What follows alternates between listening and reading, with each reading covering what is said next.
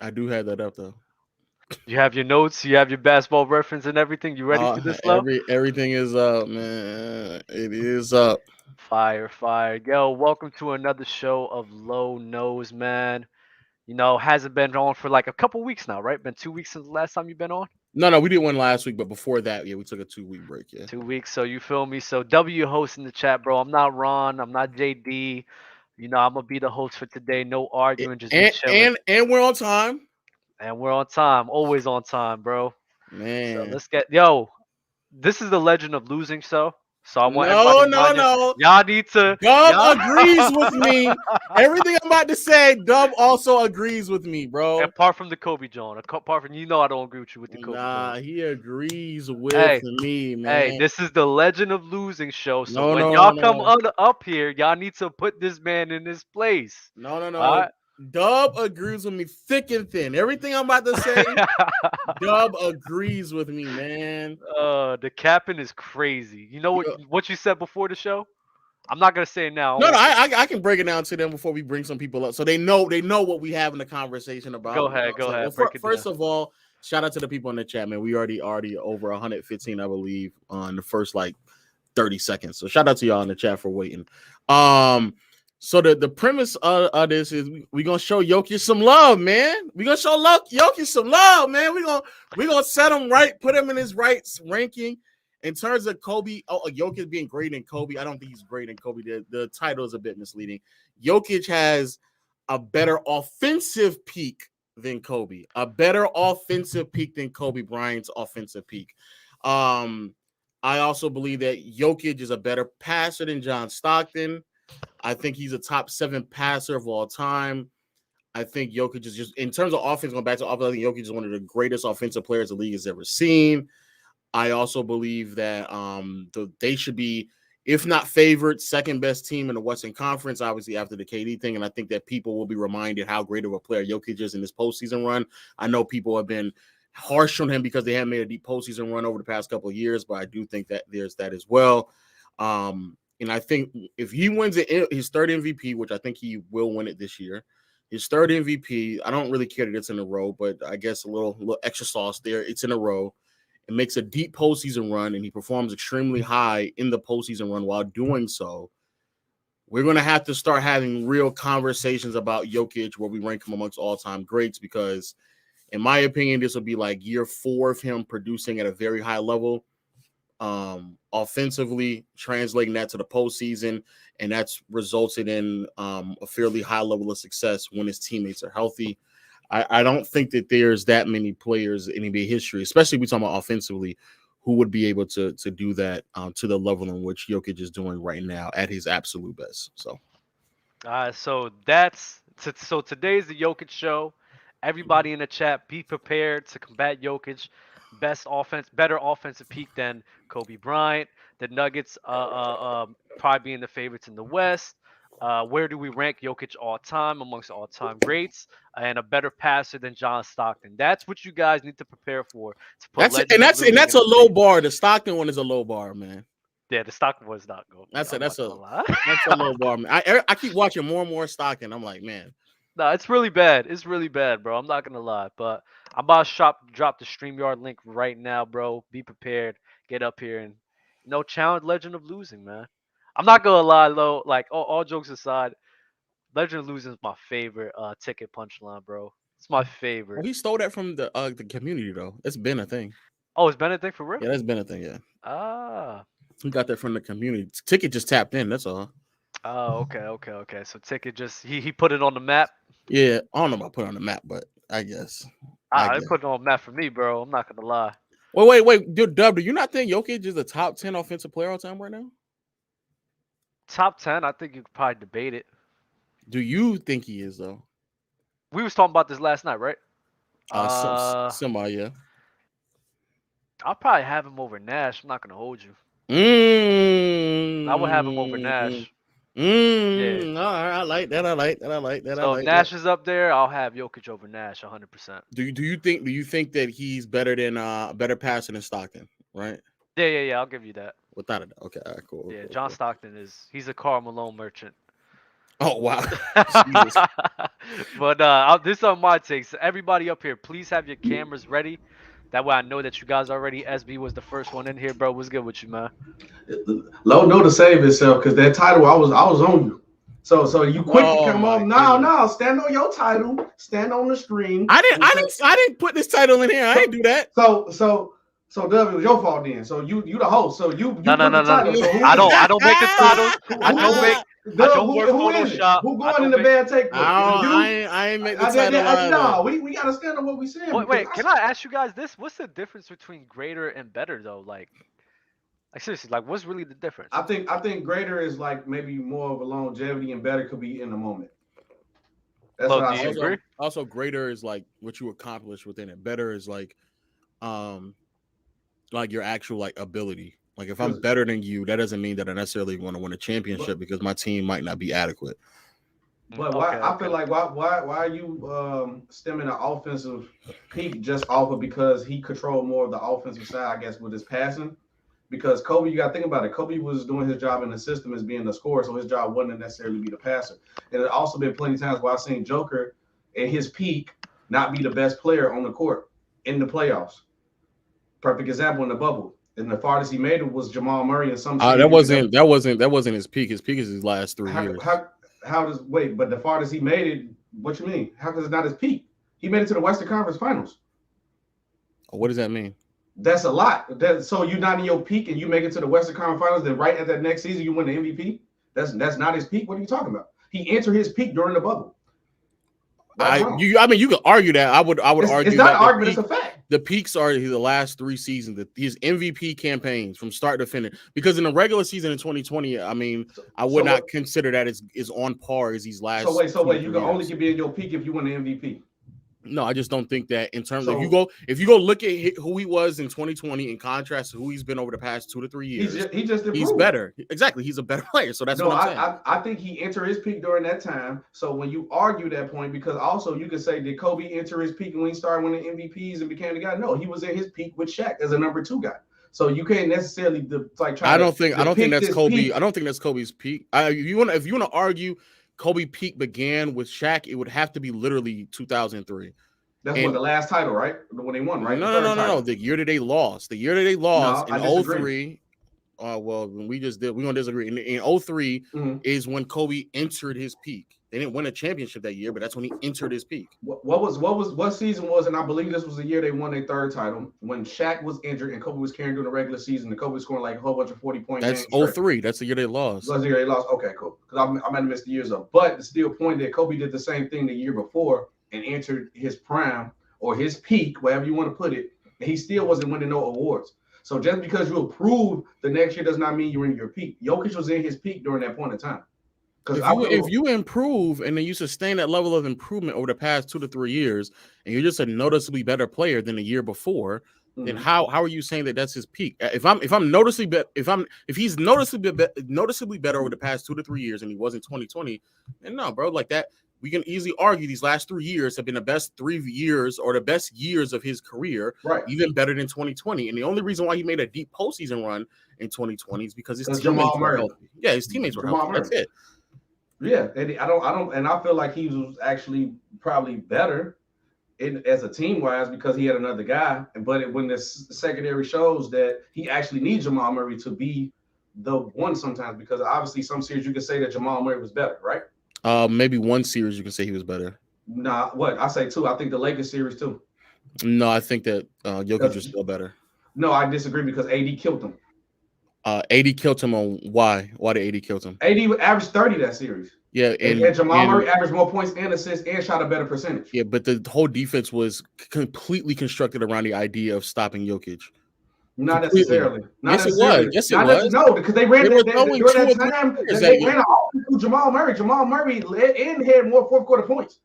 Because they were running the offense through him defensively. They threw like 2 bodies at. They had Dwight Howard and JaVale McGee swapping out on Jokic and then having AD help on Jokic as well. Jamal Murray was not seeing nowhere near the same defensive. He was showing nowhere near the same defensive schemes as Jokic was saying. Not even close. How come he was their main perimeter offense and he was their clutch shot maker? So they were. So you're saying that they were defending Jamal Murray to the same level. And Jokic, yes. No. AD was just the deciding factor. They were defending Jokic the same way they're defending Jamal Murray. Is that what you're saying? No, because he played on the perimeter, so obviously clearly one. Did they see the same level? They put him in the game plan. Yes. They put it in the game plan. You're just lying. You're lying. How can you not say you were not gonna make a defensive game plan before the guy who obviously just led them to the series against the Jazz? Then he was just as much as the secondary guy when they came back from 3-1 against the Clippers, and then the next year you just not gonna game plan for him. I'm not saying they're not game planning for. I'm saying who do they game plan more? Who? I think it was even at that point in time. No, it was not, bro. You're no. Okay, so no. So, but even in still, we're talking about a year that I do not believe is his peak. I'm saying this year and I'm about to say the 2 years before this was his peak. So was your deciding factor? Okay, we're gonna put it in your bubble perspective, right? So what is your deciding factor that you think he's a better offensive player than Kobe because he passed the ball more? I think in terms of scoring, I think there's not really much on the floor that Jokic can't do at an extremely high level. He's been much better as a post-up player, especially feeling out the man behind him, being able to take him off balance, spin off left or right, finish with both hands. Hook shot this year is on 10,000. Even when he's coming off of screens, he has a great floater game. Post fades, he's fadeaway. It's like borderline unblockable at times. And then even just from mid-range face-up game, if you're a slower-footed big and you're trying to sag off because you think you're going to beat off a drive, he hit a mid-range jumper on you. Then even from three, he can pick and pop from three. Jokic is probably one of the only players in NBA history when a pick-and-roll situation, he can operate not only as a screen setter but also the ball handler and do both highly effectively. And then beyond just his ability to score and basically – in a myriad of different ways at a very high level, it's borderline impossible to even defend that because he's an elite level passer, just a top tier passer. Now, I think that was one of the most idiotic contradictions things you can say, because everything you said that Kobe can clearly do, and he did, because you're not even acknowledging the fact that the reason why Jokic, because Kobe footwork is better, Kobe jump shot is better, Kobe ability to finish at the rim is better, Kobe is definitely faster, Kobe can dribble better. And then also, only reason why the passes seem more because you're not acknowledging the system they played in. The Denver Nuggets system run through Jokic being the point guard. That's a fact. The Lakers system ran with Pau Gasol. We're going to do Kobe peak years, but he was the guy. They ran through Kobe scoring the ball through the triangle. Everything Kobe had to do, he did his job as a scorer. They did not need Kobe to be a passer at all. So you over deciding the fact that Jokic is better offensively from the fact that Kobe can clearly do everything better on a skill level. Only thing Kobe did wrong was he was a gun. Now, if you say Kobe over shot selection to shoot bad shots, I will give you that. But you talking the skill level, Kobe footwork is better. That's a fact. I'm not debating if Kobe's a better scorer. He's better offensive player. Because all you're saying is scoring, though. There's more to offense than scoring. So yes, if you say it again. What an offense than passing. Yeah, and Jokic is also an elite level scorer. It's not like we're saying it's not like it'd be one thing if Jokic is averaging 20 points a game, then I will understand what you're saying. These past 3 seasons, he's averaging 25 to 27 points a game. That's fine. So it's not. So it'd be one thing if this was a low volume score or Jokic struggled to score in any capacity, but that's not the case either. Also, in the 2 years prior, I would easily argue before this season they also relied heavily on Jokic's scoring ability because there really wasn't anybody else on the team that could create their own shots because Jamal Murray and MPJ were in and out of the lineups. So even when you're saying with that, he's been on teams where they had to rely on him more as a scorer, and he still was able to accomplish that as well and do it at a very high clip. Did efficiently in very different ways, and while also still being one of the league's best passers and playmakers. As great as Kobe was, the offense, you still not acknowledging the fact that the offense runs through Jokic passing the ball. In the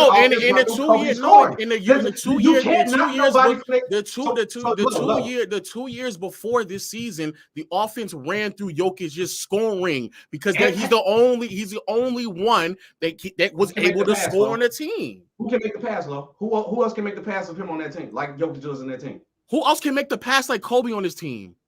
Pau Gasol. What are you talking about? Kobe. So you're saying Kobe and Pau are the same level passer and playmaker? No, but you said who else can make the pass the same level? Pau Gasol was a great passer. Bro, even right now, Even right now, Jamal Murray. Not in the lineup. You just don't I'm saying even right now when Jamal Murray is in the lineup, they still rather run it through Jokic. You're sitting here saying that they ran it through Kobe through scoring. That's true, but Jokic, you can run it through both his scoring and playmaking because they both perform at that high of a level. That's undeniably true. You brought up the fact that Jamal Murray and Michael Porter was out. So I asked you again, with those two guys being out, who can make the pass? You're not acknowledging that. Oh no, Jokic can, Nobody. but with those two players also out, who can also create their own shot? It's still Jokic. In both situations, it's still Jokic. It's Jokic. Jokic the only one who can pass. He's the only one who can also score as well at that level. So it's Jokic. And then if the same thing applies for Kobe, because Kobe had Lamar Odom, who was running the PG like a Draymond Green, and then he had Pau Gasol, who was great passing in the post. Once again, you are docking Kobe for the system that he was in. Kobe had to be in the system where he had to make the playmaking. He will playmake. You act like Kobe. I'm not saying. He's not a willing passer. I'm not saying he's. But you saying that is openly admitting my point. I'm not saying that I'm not saying he's a bad passer. I'm not saying he's a bad playmaker, but is he a passer and playmaker to the level of Jokic or even close? No, he's just not. Is he on the scoring level of Kobe? No, he's not. Oh, no, I think Kobe's a greater scorer, but I think that what you can get from Jokic in terms of scoring is much closer to Kobe's scoring than Kobe's passing and playmaking ability to Jokic. But then you add the defense too, but you say you're not going to talk about defense. We're not talking about defense. Hey SB, that was a great 12 minutes that you had up here. The back and forth was amazing. But he got cooked. It was good back and forth. It was good back and forth. I thought it was good. I think it was good back and forth. I really thought it was. Yo, chat, let him know if he got cooked or not. Because there was, I was paying attention to chat. They said SB was cooking, then Low. So I cook Low all the time. Who's a better passer in the We talked about this on TikTok. No. Who's a better passer? Who's a better passer in the half court? Magic or Draymond Green? Oh, don't do that. Are they on the same levels? Yo, SB, don't answer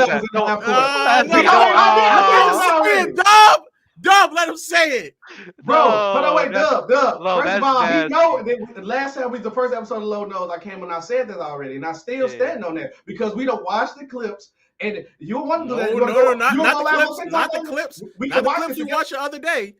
The clips we watched the other day, Magic was making passes. I wish you could record that. This is what this man played, right?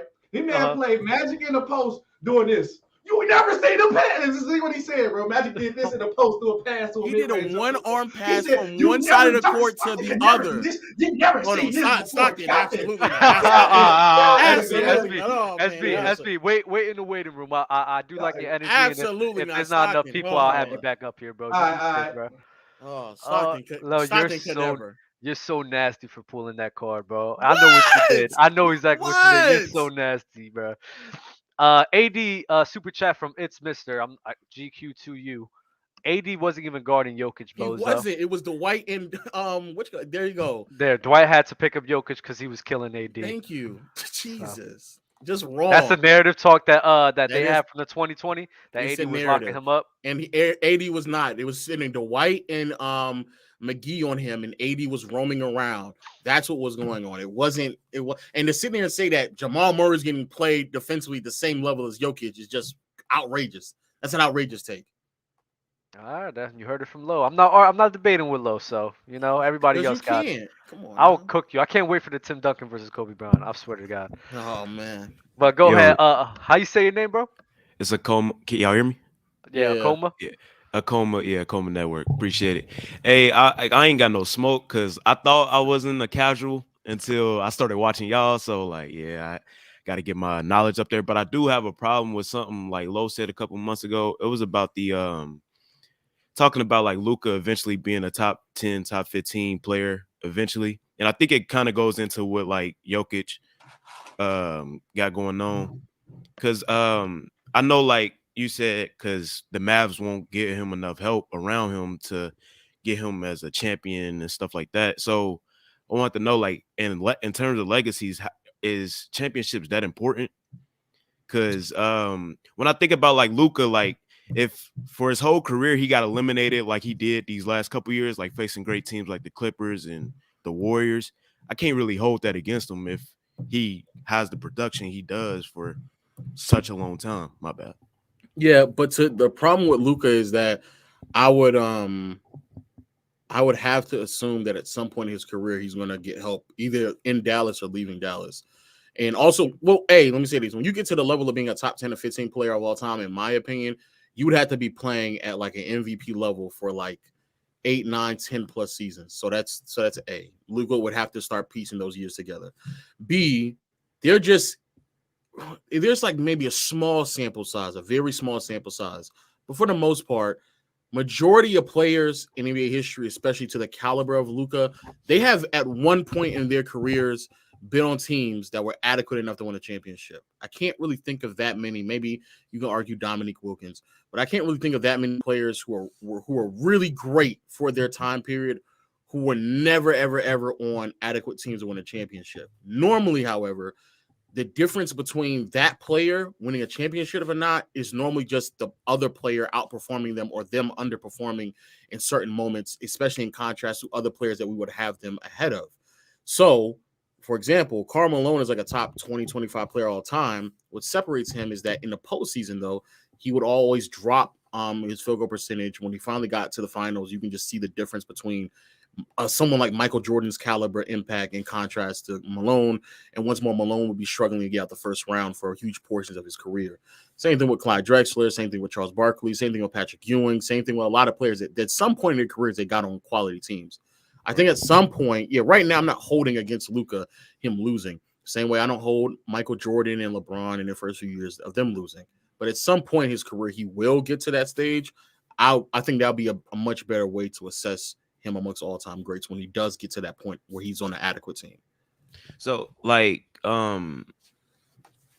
if he, like, let's say, like, because I think of a DeMarcus Cousins, because even when he did get to a point where he was on an adequate team, then the injuries started happening. So I'm guessing I'm asking, like, those unlucky players. I'm not like, again, we can't name somebody who was just unlucky their whole career to whereas they partners just fell apart and stuff like that. But let's imagine in this weird world where he does have I guess he's the LeBron on the Cavs, but in the West.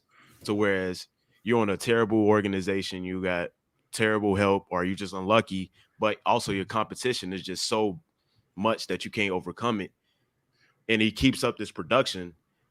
Does that still keep him out of, Yeah, like, but you're talking about like a very unique situation. Like, of course. You would basically say that because LeBron was in it, like you said, LeBron was in a situation and he left, and he went to another team. So you're basically saying Luka is just blindly staying on the Dallas Mavericks, even though they don't show any competency in terms of building a good team around him. If that's what you're saying, then I guess Luka would be in a very, very, very, very unique circumstance where we have to assess him differently. And if he continues to go to the postseason and he performs really well and they just keep losing, his team just isn't that good, then sure, we may have different conversations about Luka. But more than likely, at some point, he would get adequate help. More than even if it means him leaving. My thing is just like, really, how much do we weigh championships and legacy? And I also got a question about, I remember you said, because I listened to the John Stockton thing again. Like, I thought I knew a lot about basketball, and then I started listening to y'all. So the John Stockton man, tell me about it, man. Man. So like, I hear you say, like, every time you watch John Stockton, like, opinion kind of gets more stronger about how you feel. So how does he end up being in top 7 then? Top what? You said he was a top 7 passer. Oh, yeah. No, I think he's right outside the top 7. Right outside. So how does he, like, because I won't ever assume that I've watched as much basketball as like you guys, but in the highlights that I have seen, it's still like not that impressive in which the passes I'm seeing. So how does he end up in the top 7? Not the top 7, or like right outside the top 7. I'm assuming he's in your top 10.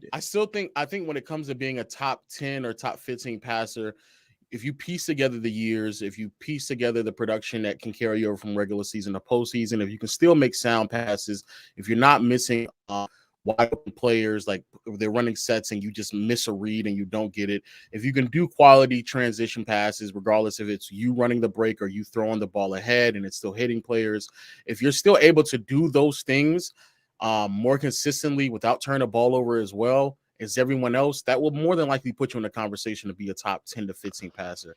And I think those are things that Stockton did.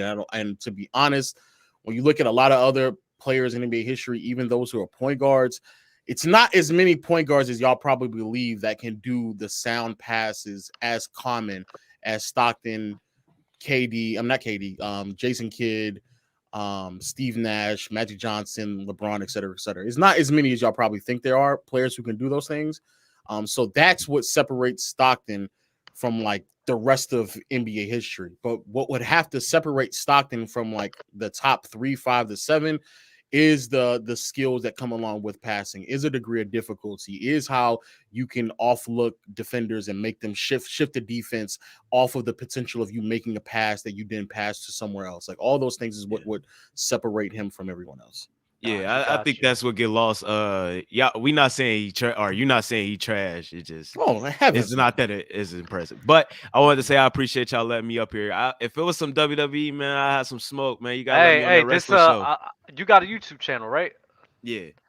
So I'm dropping his link in right now. We're gonna be the plug for today. Go show him some love, man. Go show him out. Appreciate you for taking your time, bro. Appreciate it, man. Like the video. Be safe, bro.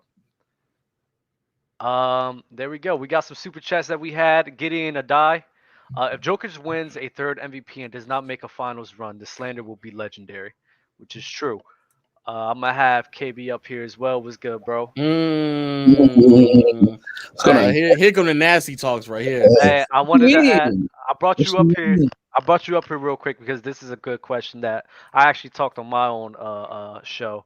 Jimmy Butler over Klay Thompson overall or all time?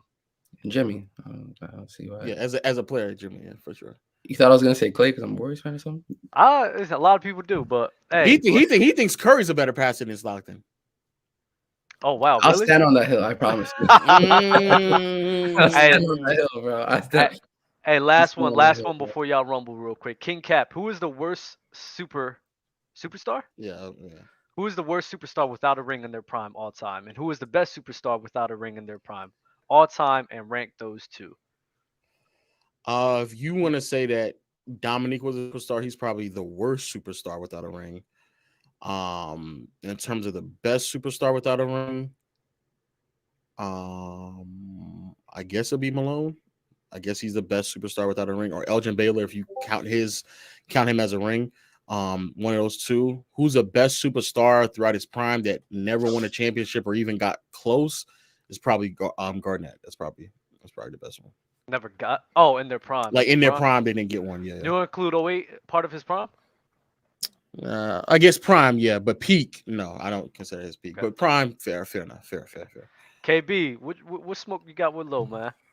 I just wanted to know why. I noticed this. Like I was talking to someone in Discord. I was talking to Ash Low about this the other day. For some reason, I don't know why Kobe's used as like a barometer for like seeing how far you could take your takes. Like, you know what I mean? Like, even when we talk about like when Steph won his 4th title, there's like a bunch of people, like Warriors fans, I guess, like they would use like Kobe as like a barometer to see like how far they could take Steph's peak to argue with other greats, right? And then like we use like Jokic, for example, in his like offensive peak, and then we use the barometer as Kobe. But for some reason, it's just like Kobe's this like barometer where like, okay, if he has a peak this good, we'll take it to Kobe. We'll see if we'll compare the two if it's better, and like we'll go from there and see how far we can take it. I don't understand why they're just like Kobe's used as like that bar to set for like takes and stuff. That's the thing that just confuses me sometimes. The reason why is because how so many people feel about Kobe versus where he actually ranks all time. So like Kobe's a barometer because people think that he's like 2nd or 3rd all time. Like there's an overwhelming majority of people who think he's a top 3 player all time. Even though realistically speaking, when you put things into his proper context, he's probably closer to like 7 or 8. So because that's like how people view Kobe, or even if you think Kobe's 3rd, more than likely when you go back, or top 3, more than likely when you like explain why, you're probably not consistent with the rest of the list. And so people just come across as biased when it comes to Kobe. But then when you actually like break it down and look at it, he's not as great as a lot of people make him out to be at times. And because of that, it's easier to just use him as a barometer to really gauge how consistent somebody can be with their argument or not. Even though like I don't even think it's really a knock. And for me and personally, in terms of this Jokic conversation, I think like that's where he's slowly eclipsing over a player like a Kobe. If he does it in the postseason, I think he will start eclipsing over someone like Bird as well. He'll start eclipsing over other players as well as that. It's just that the problem is that the other players that we have ahead of him, offense, they're like so egregiously high. It's like even hard for me to make an argument him being a better offensive player than like LeBron, MJ, Magic, Curry. Like that would be like insanity for me to even try to argue that right now. No, yeah, that's fair. I don't know. I just noticed it like because I don't want to say we grossly undervalue Kobe's peak, but like I feel like as years are gonna go by, especially with how like the league is moving, those guys in like the mid 2000s that were like volume scorers and doing it at an efficient level, those guys are just gonna get like overlooked like crazy because of like the efficiency levels have just gone up so high. Like I'm pretty sure league true shooting now is at like a 58%, and I think it's gonna keep going up. There's gonna be a point in time where I don't know if it's gonna keep going up though. I'll be honest, I wouldn't be surprised at one point if it goes up to like 59, even 60 sometimes, the way it's looking right now. Because like you have role players like knocking down shots like at an insane clip right now. Like contested quality looks, it doesn't even matter. It's crazy right now. I'm not gonna lie. I think there's a ceiling. Even with it being inflated is right now, Jokic is at 70 true shooting, bro. It's ridiculous, bro. I know someone who was doing that averaging 30 a game before he got hurt. So like I saw, wait, who? I saw that there was a point in time where someone that I watch a lot was averaging 30 on 70 true shooting. That's all I know. That's well, two of them was doing it because KD was doing it this year and Curry was doing it this year. No. KD was 67. He wasn't 70. I know who was 70. Curry was. Curry. Oh, it was Curry. In your award. Low doesn't like. And then he fell off. No. The thing is, Low doesn't like volume, dog. That's the thing. No. Low was praising Curry. Low was praising. I was praising Curry. I was praising him. Ticket then told me, nah, he ain't a playing. Nah, that don't even count. The thing is, though, I remember the last low notes that you did. You guys were, it was you and another guy. I forget his name, but y'all were arguing KD and Jokic. How much do you value volume in terms of like being a scorer? When you compare like 25 to 30, do you feel like it's like it's not that big of a difference, or like? It just depends on like the level of like playmaking and passing that comes along with it. Like I think that 5-point difference between KD and Jokic is being more than made up from the passing and playmaking that Jokic is doing. So like instead of him being a more aggressive scorer, if he's generating like 5 to 7 more points off his passing than KD is, then that's why I'm going to lean more in the direction of Jokic.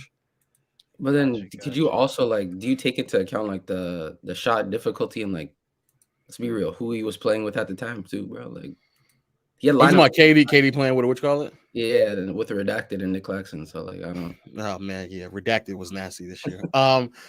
He's still Redacted is still nasty. No, and that's a fair assessment if you want to make it. I just still think that this year I could hear the argument for KD because KD was like a historically high mid-range shooting before he got hurt. It was ridiculous. So this year, sure, but then like again, like if Jokic is doing this for the last 3 seasons with Jamal Murray and MPJ, I can hear you, but Will Barton was a redacted last year for a stretch of those years, and I'm like, that's fair. That's fair. It's kind of nasty. KB, appreciate the time you spent with us, bro. For real, bro. Be easy, you, man. No problem. You got any socials to hook up or no? Yeah, I got a channel. I got a YouTube channel. Drop that in the private chat. I'll drop it in for you. All right, bro. All right, bro. Appreciate you, dog. No problem. Be easy. Wow, man. You people out here quick, huh? I want the legend of losing to come out, and right now you want arguing, but people agree with me, bro. They agree with me. Listen, Chilltown said it. I'm toxic, bro. I like toxicity, man. You feel me? People just agree with me, man. Hey, man. Y'all gotta cook him. Low cooked him. LOL. Jokic is better offensively. I think he's talking about SB. They just believe me, man. Everybody knows what I'm saying is true. I'm speaking gospel. Oh my God. Now, see, this is what happens. You just be gassing stuff. What's good, baller? How you feeling, bro? What up, man? I'm doing good. How you guys doing, man? Good, doing bro. Doing great, man. You got smoke for Low? I sometimes have smoke for Low, but today I think I'm all right. But I have one question. Though. Come on, Wait, hold up. I just seen a video right now, and I had to go back on YouTube and check this out. Lo, a couple of days ago, you had a stream and they had a question: who you gonna start, bench, or cut between Kobe, Magic, and Jokic? And you cut Jokic because it was So I'm longevity. curious. It was longevity. Just based on longevity alone. Yeah. So if it was peak between those three guys, I'll be cutting Kobe offensively. okay, no, Wait, but all what? around, all around. Oh, if it's all around, I'm cutting Jokic regardless. It don't like because the defense alone, I would be cutting Jokic in that conversation. Okay, so this entire today, this whole better peak between Kobe and Jokic is just offense. It's just off. Whoever titled this Just titled it offense. incorrectly. It's Wait. just offense. Wait. Cutting what? What are you cutting? And what was the context of it? Because I was doing something. If it's Kobe, Magic, and Jokic, and we're talking about offensive peaks, then I would cut Kobe. I'm cutting Kobe. Oh man. If we're talking about all around, like as a player, no, I'm cutting Jokic. If we're talking about all around peak, I would still be cutting Jokic. If we're talking about all around greatness, I'm still cutting Jokic. But we're talking about specifically offensive peaks. No. Okay, I can't argue with that one as much, to be honest, because like I know, I can't man. argue with that, but I'm of the people that believe that Jokic is one of the best offensive players that I've ever seen in my life. He's one of the greatest offensive players, period, dog. Yeah, period. exactly. 100%. But Stop, I'm close. I'm close. We're chatting. Go ahead. Y'all got it. I can't go against my own what I believe. That's what I'm saying. We all seen it, bro. He's that great, bro. He's underrated. He is underrated, bro. Oh my god. I think that before Giannis got hurt and he came back from injury, I was looking at Jokic like he was the best player in the league. That's how I saw it. I was too. But now that Giannis is back, Giannis is very clearly the best player. Giannis to me is the best player in the league. Okay, I actually had a controversial take. I'll take a controversial take just for you guys because people love the toxicity. I think that at their peak and at their best, I'll take Giannis over Kobe. What?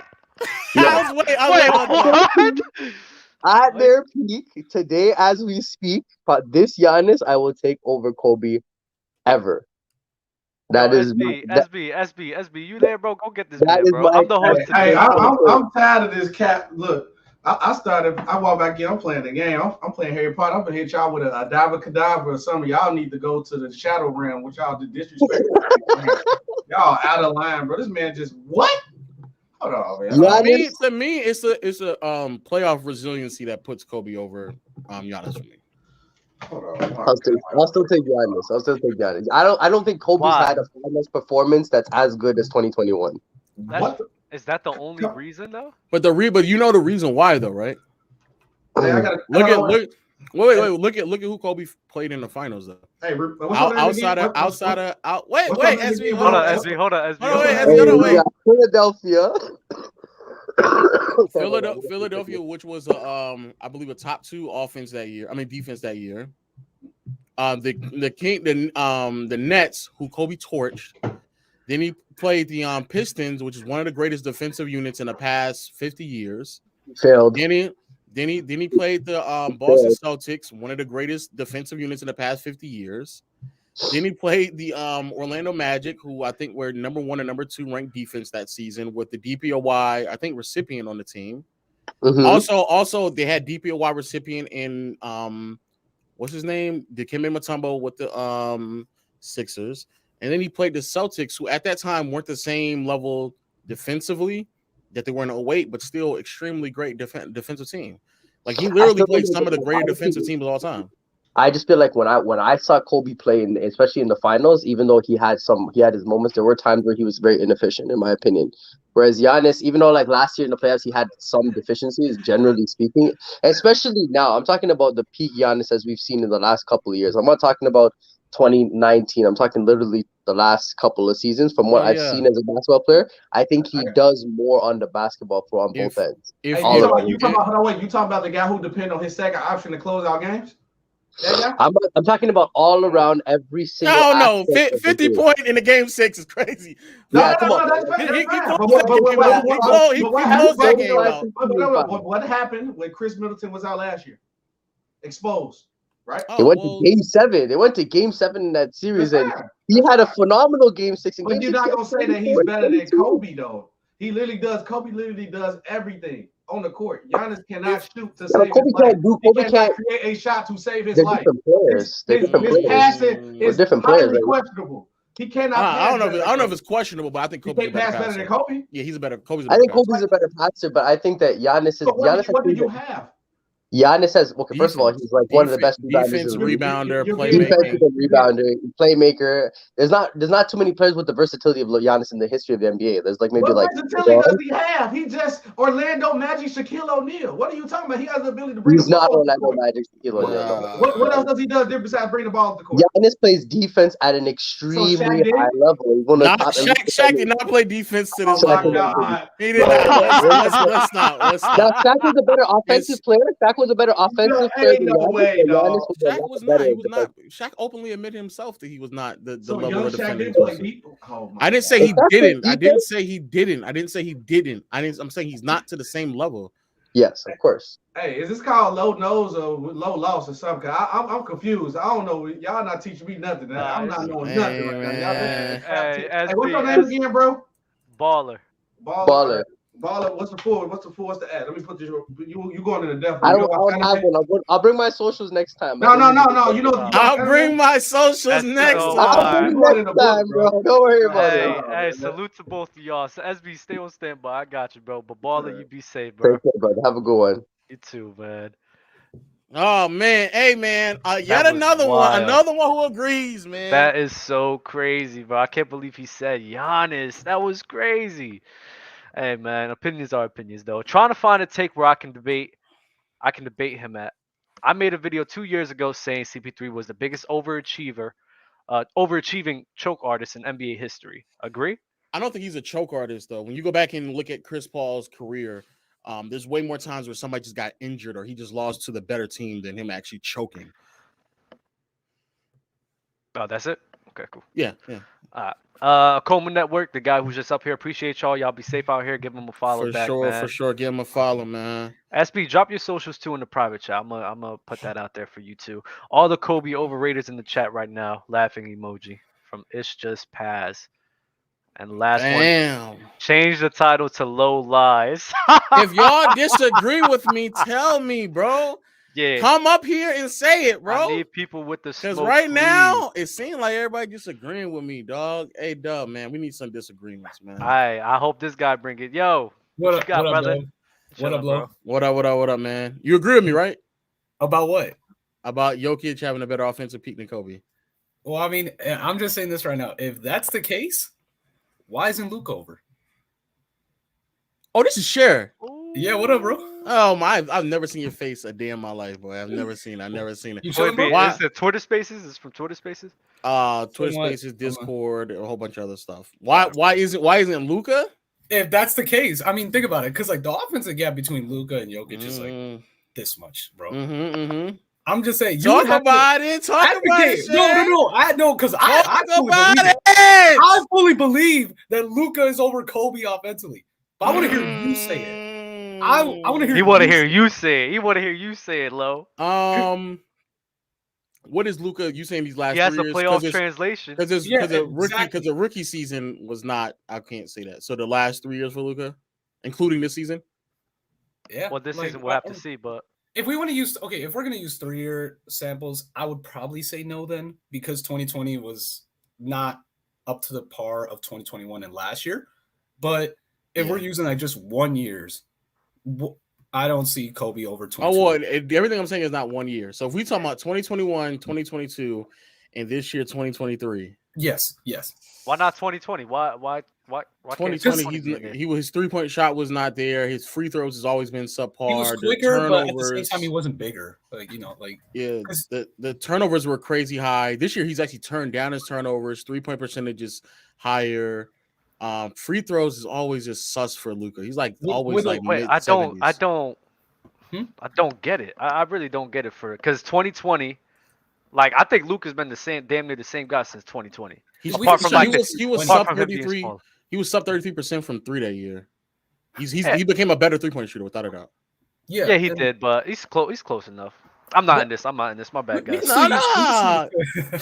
We can see his 2020 Luka if you want. I mean, regardless, I'm just saying, bro.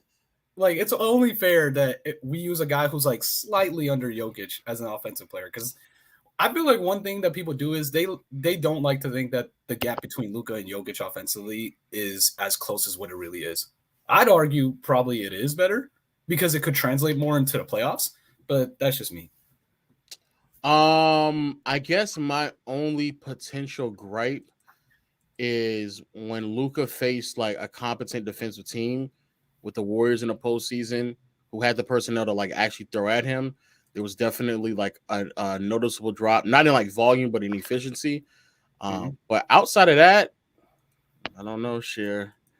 So let's say the last 2 years, right? 2021, 2022. Was he better offensively than Kobe Bryant's best 2 years? Yes. 2021 and 2022? Yes. Destroyed the Clippers in the playoff series. But the reason why I don't him hunting Zubac is not moving me. I'm sorry, that's just not moving me. He literally had to have Boban as his center for like the last 2 or 3 games. Yeah, but he's hunting Zubac. That's like saying me going off for 2010 on Kobe against the Suns. That wouldn't be moving nobody, bro. It was a terrible defensive team. Here's the thing. First of all, Luka in Game 5, I think they said something like he had 9 different matches. Wait, my bad. Time out. Wait. What's Kobe's best 2 offensive years that you include? Is when he faced the Suns, right? Oh, we don't know. The one it would be 6, 7, and 8. Those are my 3 best offensive seasons for Kobe. Wait, Kobe faced the Suns though. Hold up, respect 09 Kobe? I'm just talking about 3. I'm just saying 3. If I had to pick a 3, those would be my 3. No, yeah, fair. And I see what you're saying, but the Suns in 2010 were a noticeably worse defensive team than they were in the mid 2000s. And so when you watch him, but even that's the same thing as saying that. Like, I'm not in the postseason runs for Kobe. Those are 1 year sample size. I mean, 1 series sample sizes. It moved me though when we got to 08 and he got deeper into the postseason. He saw different coverages, different teams, and he was still torching them, bro. Oh my God, Kobe was, and he was torching the Spurs. Oh my God. Yeah, he gave that mid Tim Duncan work. Tim Duncan was looking like a fool out there in that drop coverage. Oh my God, it was disgusting. So like, I can't go crazy off of him torching Zubac switches for 2 years. I can't. The thing is this. No, but they were throwing Terrence Mann and Paul George, Kawhi, and then he would hunt. And when Kawhi was on him and PG, and they gave him a little bit of fits, he was like, come quick, come with the Zubac switch quick. He would be calling for it, bro. And that's fine, that's cool, but that's not moving me to the degree of Kobe moving me. But what about the playmaking? No, the playmaking does move me. It does. Yeah, come on, bro. Like, literally, like, just finding so many interior passes to like Boban, who would never move, and then he would like Porzingis in 2021 was selling, but he was still able to generate so much. Like, remember when Tim Hardaway was like 50% from 3 for like the first 2 or 3 games of the series? Yeah, bro, I'm telling you, it's moving. But I'm just saying, like in 08, Kobe going with Marcus Camby backline and them throwing multiple defenders at him with Denver. That's moving me. Then he went to the Utah Jazz, where they had like Andre Kirilenko, Ronnie Brewer, somebody else like throwing. They threw like multiple defenders who were like his height, if not taller. He was still frying them, bro. He was frying them. Then he went to the Spurs with Bruce Bowen, as a point of attack defender with the back line of Tim Duncan. And he was still killing them, bro. And Kobe was efficient from the first series to the last series. He was doing it in high volume.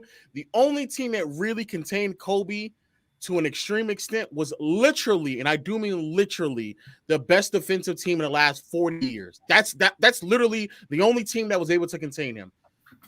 Like if that's what can only contain Kobe in the postseason, then I'm gonna lean more Damn, heavy bro, to Kobe. you really convincing me on how he's a better offensive player than Jokic, man. I swear. The problem with Luka though is that when he did face like competent defensive teams, everything that Shear's talking about right now, it just wasn't there. If Luka came out there and he was torching the Warriors last year, then I would understand what you're saying. But he didn't do that though. But the thing is, like, one of the biggest issues that Dallas had in that Golden State series is that their shooters just would not make shots. I know it's like I'm not trying to use the fake shooting thing. I'm really not trying to use the fake shooting thing. But if you look at something like, I think they showed a stat where like it's like from games 1 through 3, I think Dallas had like so many wide open threes and they just bricked all of them. And a lot of it was just Luka generated. Because like one thing is like Golden State kept trying to throw everybody inside the paint so that way Luka couldn't have easy like baskets because of the fact that like he was like, even though Wiggins matches up well, Luka is still a big guy, so like he's gonna be able to get through Wiggins and like get to the paint. But with a lot of Draymond collapses, a lot of like so many collapses in the paint, Luka was able to kick out to all his teammates. They just wouldn't make shots. Man, like Luka had 2 great games in that Warriors series. He's back-to-back 40 games. He opened that series with a 20-point stinker, shot 33% from the field. Bro, he does the LeBron thing. It's the LeBron thing, bro. It's the and so he should have played better in the closeout games. The last 2 games, he shot 37% from the field, 25% from 3. Turned the ball over like nearly 4 times. He was terrible in that series, bro. He was just terrible. What was Jalen Brunson doing? Like he not making an arc. What was Pau Gasol doing in 08 against the Spurs? Not a goddamn thing. He was terrible. Hey, Kobe man, still was torching them, bro. Listen, he still torched them. I thought Jalen Brunson didn't play bad though in that series. I'm not gonna lie. He had a good game too, but like a good amount of it, like when the Golden State Warriors threw length at him, he just could not do anything. He could not. And last year against that same Warriors team, Jokic was man. Bro. He was low. They tried to say that like, oh, Golden State contained Jokic, bro. Games. No, he did not. No, he bro. Didn't. 35 on plus 17. No, he did not. Not even close. It did. Not even close. Not even close. Sure. That's all you got for him, or you got something else to bring up for him? Whoa, no, we talking. Oh my God, I like the talks, but yo, Below, I just want to mention one thing, and I was and like Eli was mentioning this, and it is a good point about how you could argue that Luka is over Jokic offensively, is that there's not any concerns about a playmaking drop in the playoffs. Because one of the things we talked about this, Eli. No, I've already talked to this, Eli. I'm not going this again. I told Eli that if the playmaking drops, but then Jokic goes to like a 35 point per game score or 30 point per game score, then no. Like at that point, he's clearly making it up with his scoring. So that's irrelevant. But my thing is like Luka does that as well. Like it might not be 35 a game, it'll be like 32 a game, and he'll still have like pretty noticeable differences in like playmaking to where Luka is able to get to the paint, like, you know, just significantly more because he's a driver and like a downhill kind of guy. And like, he's able to throw skip passes. He's able to find open teammates. Like that's just my thing. Like, if you want to like, I guess. Bro, what? Oh, come on, bro. What's wrong with that? I guess. That was cute, man. Y'all be safe, bro. Wow, dope. Sure. If you got my bad, let me get sure. Do you have any socials, anything that people can follow, or? Oh no. Good. I'm working on that right now, but I'll get to it soon. Got you. Sure. You provide a lot of good arguments, bro. Be safe, man. Thank you. No problem. Wow. You not liking the agreements? Lo, I want you to lose. It's been an hour into the show, and there's really been one combatant. Like, come on, man. Because what I'm saying is a fact, bro. But we got all these keyboard warriors. Does Lo know? I wonder, too, because you're making great arguments for Kobe to be better than Jokic offensively. I'm not going to hold you. Timothy Haas with a super chat. Giannis over Kobe is insane. Overall player is not even close. Scoring, playmaking, defense, overall impact. It's Kobe without question. This man is cap. Defense, I don't know about that, but I guess. Got you. Matty Matt 94. I remember in a previous live, y'all said Duncan over Kobe all time. Even though Duncan edges Kobe in achievements, what about skill level? All around skill-wise, I think Kobe was better than Duncan. If you favor skill level to that degree, absolutely, without a doubt. I would then ask, where do you have LeBron at? Where would you have Wilt at? Where would you have Bill Russell? Where would you have some other players that? Where would you have Shaq at? Like, if you're talking about skill, would you have Hakeem over Shaq or Shaq over Hakeem? Which one?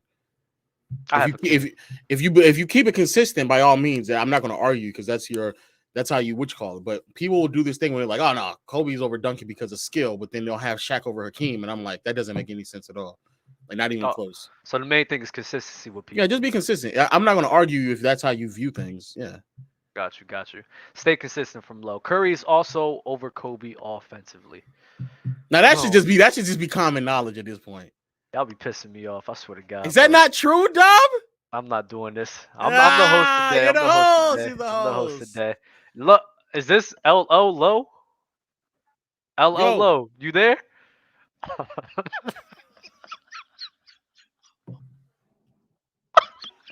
Yo, what's going on, man? We can't hear you. I don't hear you.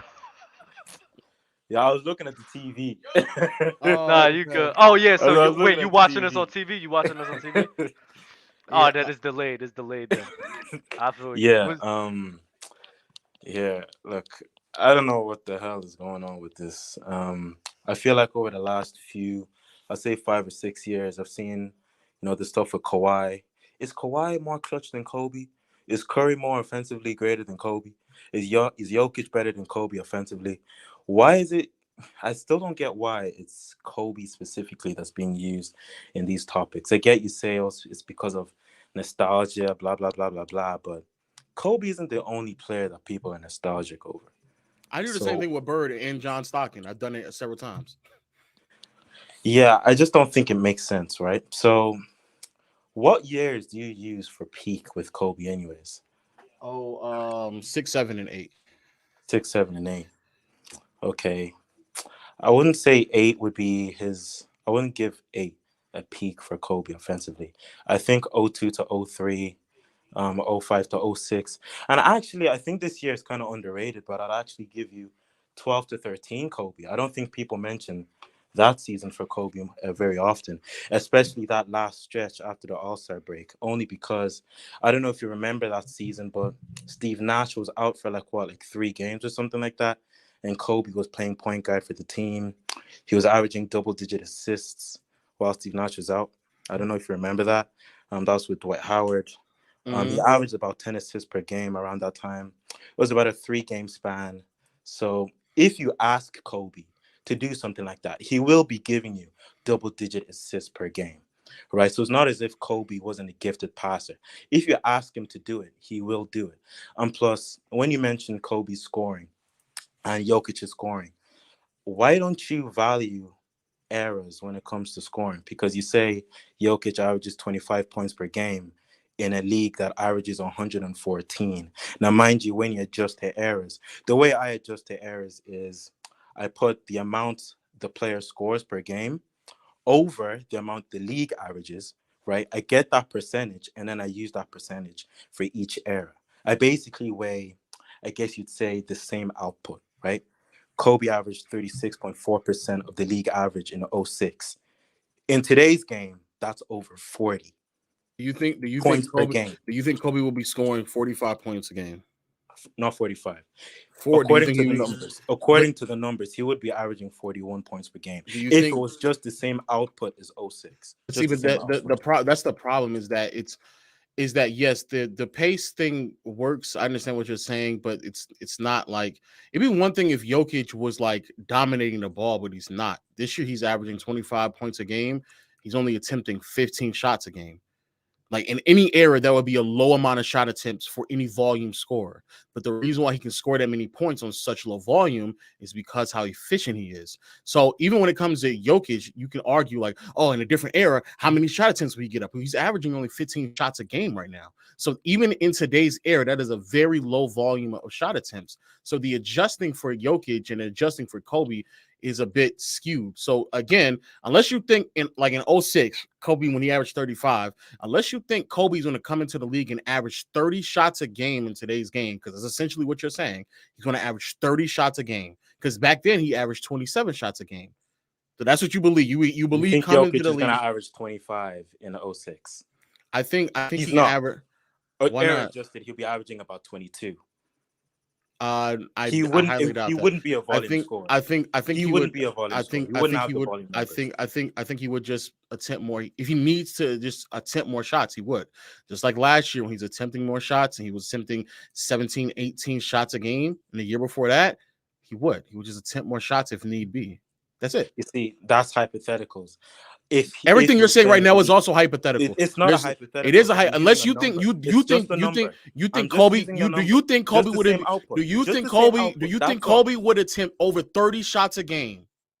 Do you think Jokic No. is putting up the same That's amount the of answer. shots per That's what game? you're He saying. probably isn't. You think Kobe will be attempting over 30 shots In the era of the green light in today's 2023, I league? think it would be possible in 2023. Not possible. Especially That's, with the green no. light nowadays. Stop using these roundabout words. You're saying off of your numbers, because everything is hypothetical, really.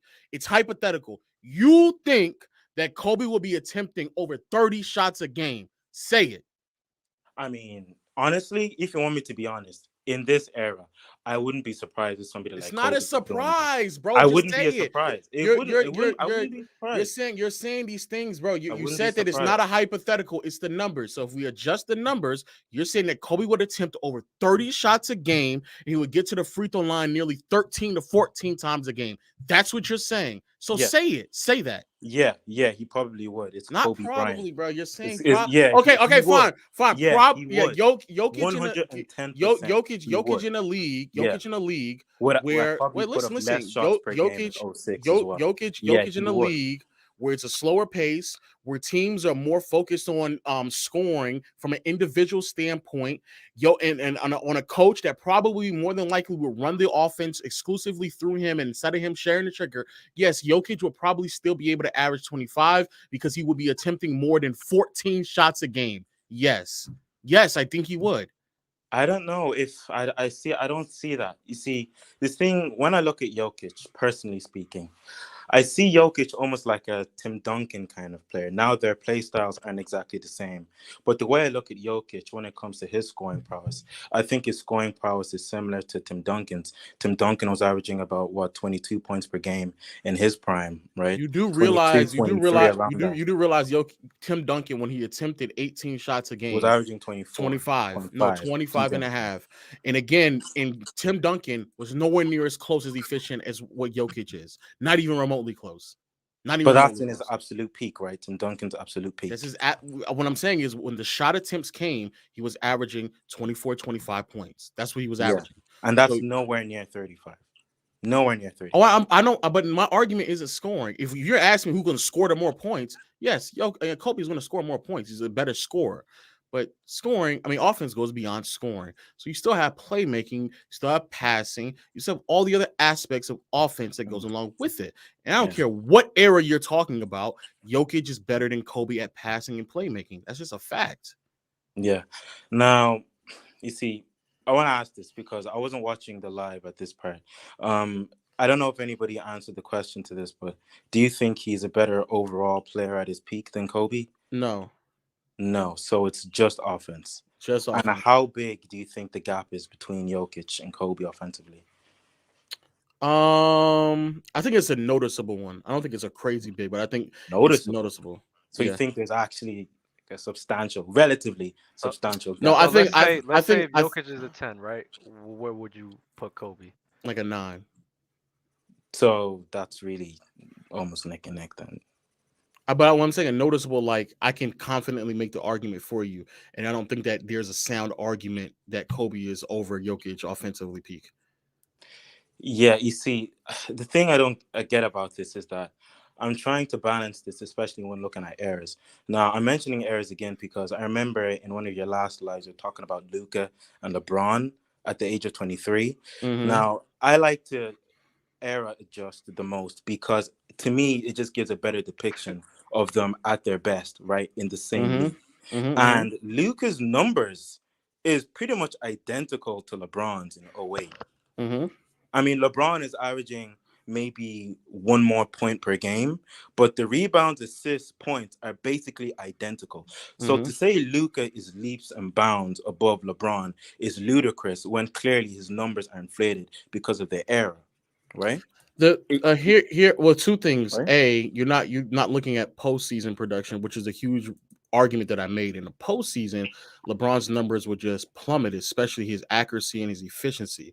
We haven't seen that yet from Luka. Even when Luka went up against elite level defenses like the Golden State Warriors, they didn't drop nowhere near as much as LeBron's did. So that's A.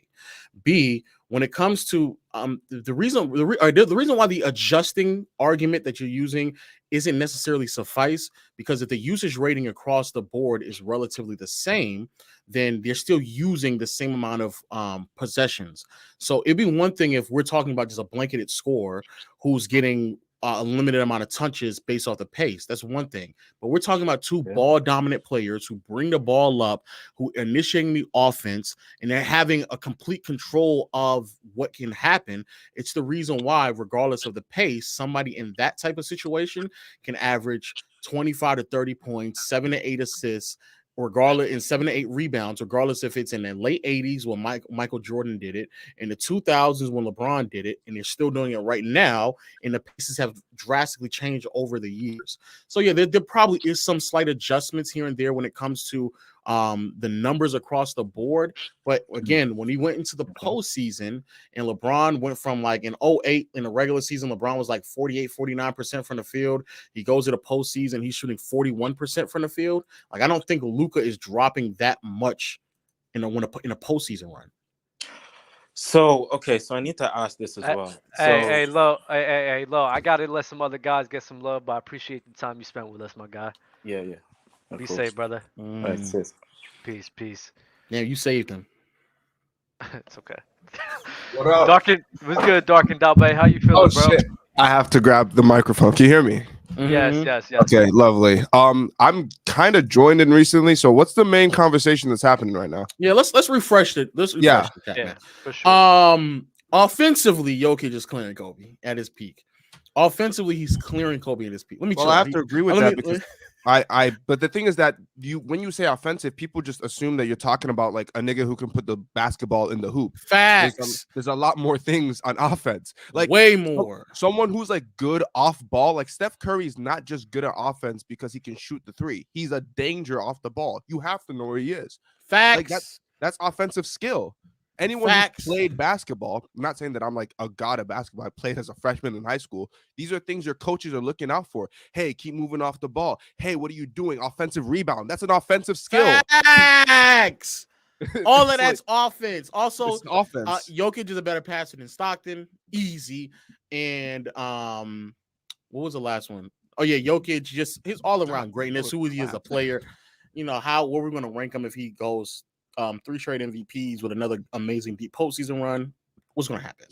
So that's all we're talking about, man. Jokic. Where does Jokic rank if he's being as successful as he is? Yeah, boy, but I thought you had a problem with me yesterday. Yes, but we talked about it. We hashed it out. Oh yeah, you're the dude. Okay, I looked up. All right. So for the chat, you said, "What about LeBron? 0 for 5 from feet," and because I was referencing his 0 from 3 on Basketball Reference. I went to his 0 for 5 feet on the at the rim and the accuracy of it, bro. It drops like half of his career. He's sub 70%. He's sub 70%. Yo, are we looking at different statistics? Because man, we have to expose him, man. Yeah, we might have to go through the what's it called? Is there a way to share screens or like? I can't do it. You can't do it. Not on you. Talking about what you watching film? You pulling a film right now? No. I'm about to show numbers. Go to a website. Oh yeah. Come on, dog. Come on, host. What are you talking about? Oh no, I got that. Listen, Mars is saying he may be on the show, so I'm trying to get in touch with him, so I wasn't really listening to y'all. I do have a question though. While you're looking that up, because you saying that Jokic peaks higher than Kobe, that's what you're saying. You're saying at his very best, what Jokic has offensively is what better Kobe has done. I can argue that. I mean, obviously, it's clearly that Kobe's a better scorer. It's not. I don't think that's not even a debate, of course. Now. But if we're talking about who's a better playmaker, who's a better passer, who's a better rebounder, well, those all things are going to Jokic. So I mean, you got the numbers, low? Yeah, I'm ready. Can you share my screen? No. Send it to me through the private chat. I just sent it right there. There we go. matter of fact, I'm gonna hop on that as well. Yes, sir. So let's go ahead and get this out the way, chat. Okay. So what am I looking for in specific? So this is 2003. So his rookie This season. is rookie season. We're gonna start from rookie going all up. You see where it says shot distance 5 feet and it says less than 5 feet? Yeah. Yep. Wait, less than 5 feet. That's what I was talking about. Less than 5 feet. Yeah, what is it? 56% as a rookie. Okay, so we were all on the same page. All right, so he says 56% as a rookie. Now, Can you highlight that for him, Doug, so we can all know we're on the same page right there? Yeah, 56%. All right, just this is 0304. This is 0304. You can just go through all of his years and you'll see is almost half of them, if not half, are sub 70%. So just go to the next so one. We're going at his peak. I'm not his peak, his prime, right? I just went through his whole career. I think his whole career. We can do that as well. We can do that as well. Yo, come on, let's go to the next one, man. Come on. Damn, yo. Let me set everything up. All right, here we go. It's 0405. 69. Sub 70 again. He jumps up by 10. Like that's he's almost 70. He's 70. Yeah, okay, but he's still sub 70. I mean sub 70. Let's go to the next year. Dub. And we're gonna do Shaq after this. Just 06. Oh, what is that? 0506. 0506. What is that? What is that? 65%. Oh, so it drops. All right, let's go to the next one. Keep going. This is really basketball today, bro. 69.8. That's 70 again. It's 70. Let's say 70 on the dot. Let's round it up 70, for that one. Yeah, 70. The other one wasn't 70, but let's go to the next one. 70. 69.3. That's not a round up. That's not a round up. So 69. 69. Hey. 72. First 70 clear. So when he wins his first MVP. Oh no, wait, we'll see. Because when he goes to Miami, All right, so we're going to 2010. Yeah, let's go to 2010 real quick. 73. Amazing. Oh man, amazing. Let's keep it going, dog. Keep going. 2011. It drops to 70. Let's go to 2012. Wait, it drops under 70. Contextually, is he taking more shots from other places at this point in time? This is all less than 5 feet. And these are all, that's the majority of his shots are coming from there. I'm checking it right now. I'm going back and forth. This is 2010. You don't have to. They're all majority at less than 5 feet. Yeah. Also, I want to be clear. I right next to it, 533 field goal attempts. That's more than anything under it. I want to be clear. In my opinion, 0 to 5 feet is not at the rim because 2 to 3 feet. 3 to 5 feet is not at the rim anymore. But if that's what you wanted to use, this is your numbers. Yeah, I'm going off of it. Yeah, let's go. Let's go, man. I'm not saying it's not good. I'm not saying it's not good. No, what you said first, though, we have to remember. I was going off what you said. You said he was sub 60. That was your verbatim words. My bad. It was here. I was like, there's no way LeBron James is and then you try to fall. I said I was wrong. I said I was wrong. And then on there, I was like, you're right. Okay, I take it back now because we hashed it out because you said sub 60. But then you said, but then you decided to use 0 to 5 feet, and I was like 0 to 5 feet. No. But we were still basing it off of the fact that you said sub 60. No. I get that. But what I'm saying is, I didn't provide it 0 to 3 feet, and then you were like, no, we should use 0 to 5 feet, and I was like, if we use 0 to 5 feet, that's what I was looking off with. I'm just saying that it'll be worse for him if we did. That's all the point I'm making. Okay, fair. But so what? 73% here. The next, I can just. This is 2012. This is 2012. Yeah, I can just is the next couple years is all 70. Then when he goes back to Cleveland, it goes back under 70%. Go to 2015. Is that what it is? Yeah, 2015. Damn, he shot 78% is crazy. That's OD. This is Cleveland. This is 2015. Yes, and it goes back to under sub 70 for like another year or two. I think 2016 is sub 70 as well. The next 2 to 3 years after that, he's back into the well into the 70s. And then I think from that point on, when he's with the Lakers, it's been like sub 70% almost every year, except for maybe a year or two. The year that he got hit, it was pretty bad though. Yeah. 73. Last season was 73. Right now it's 72.5. So there you go. So overall, he's like most one. I would say right at 70. Once you probably 70, average, it's probably 70. Right at 70. That's 70. But if you also look at someone like what's it called? Like a Shaq. If we go through Shaq's own, you see. I don't think 5. I don't think from 5 feet is that's no longer at the rim. How far away is 5 feet from the basket? Oh my God, 5 feet is not the rim anymore, bro. I can agree with that. I can say that it's not the rim, but like it says less than 5. It's saying less. Are y'all really about to make me pull up? I know. Chat? Yeah. No. I don't. You can. I personally don't want to because I don't think 4. I don't think 4 to 5 feet is at the rim anymore. That's not the rim no more. Okay. Well, but it says less than 5, so I think it's going from 0 to 4, right? That's what you. I don't think 4 feet. I don't think 4 feet from the basket is the rim anymore, bro. Why not just use 0 to 3 if that's available and that's a much better depiction. So if you think 4 feet from the basket isn't, then why is 3 feet from the basket is? Because if I'm not mistaken, I think 3 feet is like from the restricted area. If I'm not mistaken, I think that's like within the restricted area. What's up, Mars? What's up, my brother? Nice to see Mars all the time. All the time to see Mars. How are you feeling, bro? Damn, I'm good.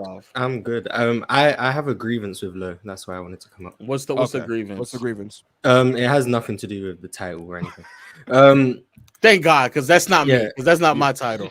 A few weeks ago, it's about Jokic. Kind of. You said Jokic is the best offensive big of all time. We agree.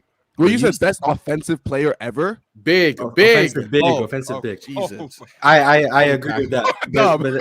But then you said following that the biggest like arguments against Jokic would be Shaq and Wilt. Mm-hmm. My question is, why is it Wilt who's in the top 3 and not Kareem? How is Wilt better offensively than Kareem? That's why I don't understand. I think the scoring that Wilt did is like so abnormally high. But then even if you value playoff translation, if we're talking about playoff translation and Wilt Chamberlain, that is true. Because he definitely can't translate 50 points per game. Kareem was translating in the playoffs. I think Kareem was translating in the playoffs. What years? What years do you want to pick? Let's not pick past his peak Kareem in the 80s. No. Early Kareem in the Bucks was translating the playoffs. But early LA Kareem, he missed the playoffs 75, 76, I think. Yeah, so I can't really do anything with that. But he was even if you don't think he was translating, he cleared him as a passer, Wilt Chamberlain as a passer. Yes, I think he was better off the ball than Wilt Chamberlain. He had a higher offensive motor than Wilt Chamberlain. I don't know how you would say Wilt Chamberlain was a better offensive player than Kareem. I would say what years are you talking about? Because in 73, he was shooting like 43% in that series in the postseason. Was that the one he played the Warriors? I don't know. But this is still him in Milwaukee though, to be fair as well. Yeah, but he had a bad series against the Warriors. I remember that he had a terrible closeout game. Do you hold someone scoring like at a super high rate, like averaging 50 or something? Do you hold that? If it's that high, it's so hard for me to like overlook that though. But then to be fair, he didn't translate 50 points per game in the postseason. And to be fair, he also dropped in the postseason as well. But him what was so ridiculously like the efficiency was just so ridiculously high that even his drops, he was still clearly scoring way more points than everybody else, and he was still he wasn't clearly scoring more than Jerry West. No, he wasn't. Fair, but he was still clearly scoring more than basically everyone else outside of maybe Jerry West and Elgin Baylor. And then also maybe years of Oscar Robertson in the postseason, and he was still fairly efficient. Not even fair, like a drop off from Wilt. If he was like 10, 11 plus relative, he would drop off to like 6, and that would still like be noticeably more efficient than. I don't think Wilt was ever plus 10. Kareem was. I don't think Wilt was, especially when he was scoring. I could check. I think in the regular season he peaked to like when he was 53, around plus 8, plus 7, something like that. 53 and 70. What is 53 then? I mean, not 53, 63. What is his peak at 63? 63. Let me find that. I'm going to get real stat. Now they're going to call you guys the stat. I know. I'm not going to lie. But numbers. It's a lot of numbers going on right now. He was plus 6. He was plus 6. Plus 6. Yeah, see, I knew he was. He didn't go to the playoffs that year, so you can't use that year, I guess, because he didn't translate. Yeah, but the issue is, even in Kareem Wilt scored a lot, but then you can if we all know the amount of possessions they were playing in the 60s. So we know that 50 points per game isn't the same. Even in the 70s, it's not the same. And you can agree with that, right? You can agree that. Okay. So if we wanted to actually try and normalize those 50 points per game, it becomes a lot more regular. It's still great. High volume. He didn't match it in the postseason for the most part of his career. His passing was a clear detriment for the most part of his career.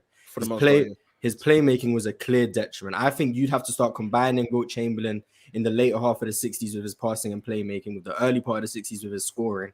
When you have Kareem in the early 70s, where he was still a very good passer, wasn't at his peak as a passer, still a great scorer. And then you have the Lakers years from 77 to 80, where he still was a great scorer, a much better passer than he was early on, much stronger, great player. But is that his peak though? Is that his peak? Is that you using his peak? You can pick whatever offensive peak you want, and they're both better than Wilt, in my opinion. That's what I'm saying. I don't know how Kareem is below Wilt. The problem is, and I think even Kareem and Wilt are like close. I think Shaq is just ahead of both of them in my opinion. I agree. I think Shaq is ahead of both of them, but I think they're all both close. If I had to just pick though, relatively speaking, and I know the pace is high, but there was nobody else even in that era that was coming close to that scoring. So even relatively speaking, in the era in which the pace was extraordinarily high, Jerry West wasn't playing 48 minutes. Who do you have? Who do you have? I don't know what to tell you. So how many minutes? We playing 44 minutes? Like what are we saying right now? He was playing less minutes. He's playing less minutes. Let me see how many minutes he was playing. Let me see how many minutes he was playing. So the 10 to 12 points is making up in those 4 minutes he was playing. 39, 40, 41, 41, 41, 37. He was playing 8 minutes. That's a lot of minutes. Okay, 8 minutes. All right, he's averaging 50 and he's averaging 30. You think that's 20 points to be made up? We'll average 50 one time.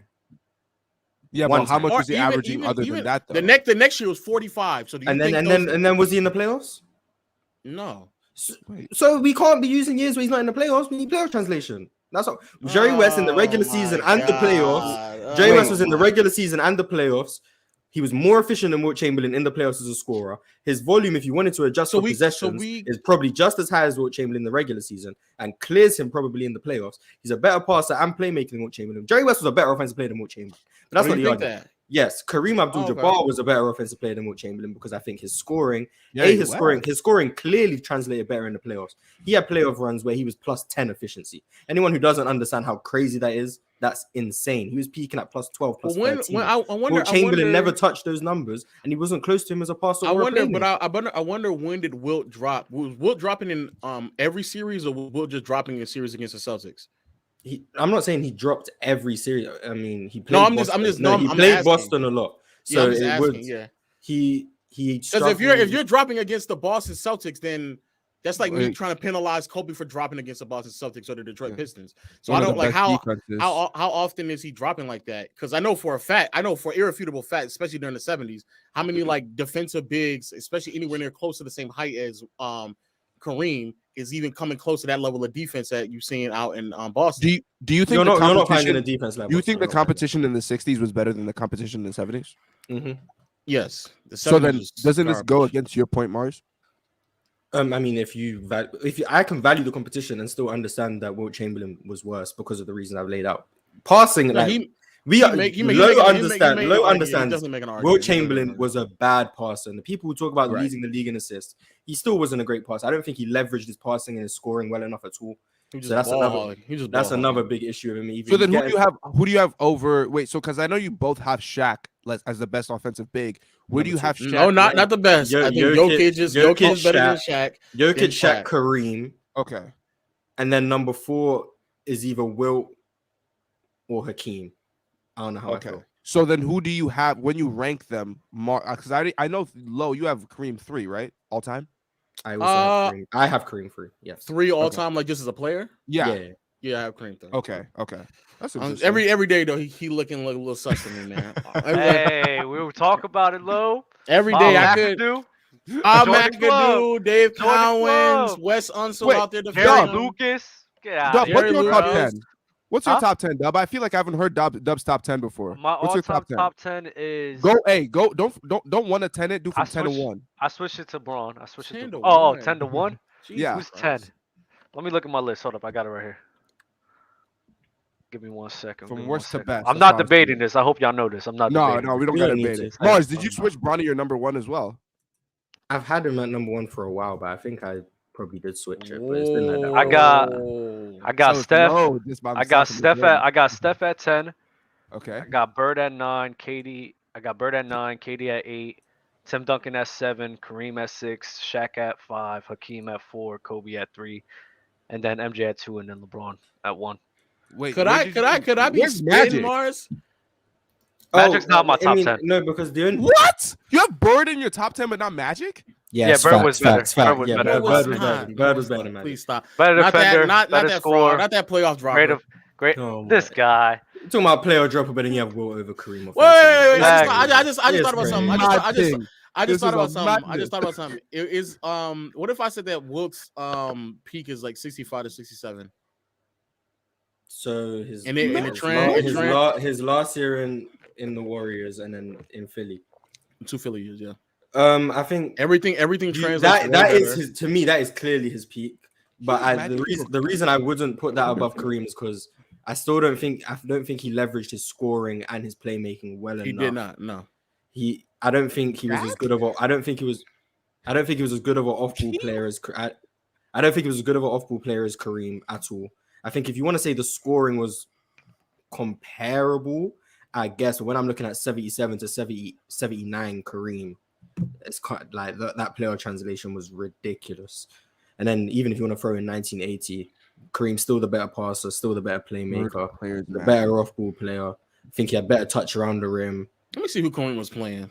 So I mean, I'm still Kareem better be 60, playing some comp. 65. He better be playing some comp in the postseason. 65 to 67. I'm not gonna lie, Mars. I'm double checking the postseason for you for like Kareem. No, I'm not in this. Nope, I'm not in this. Let me see it. I got it. No, let me see pull it up.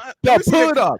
Oh my god! Let me see this comp you facing, man. Pull it up, Bob. I want to see. I know. In 77, he played Bill Walton. I mean, they got swept. I know that. So this is just me. This is just me.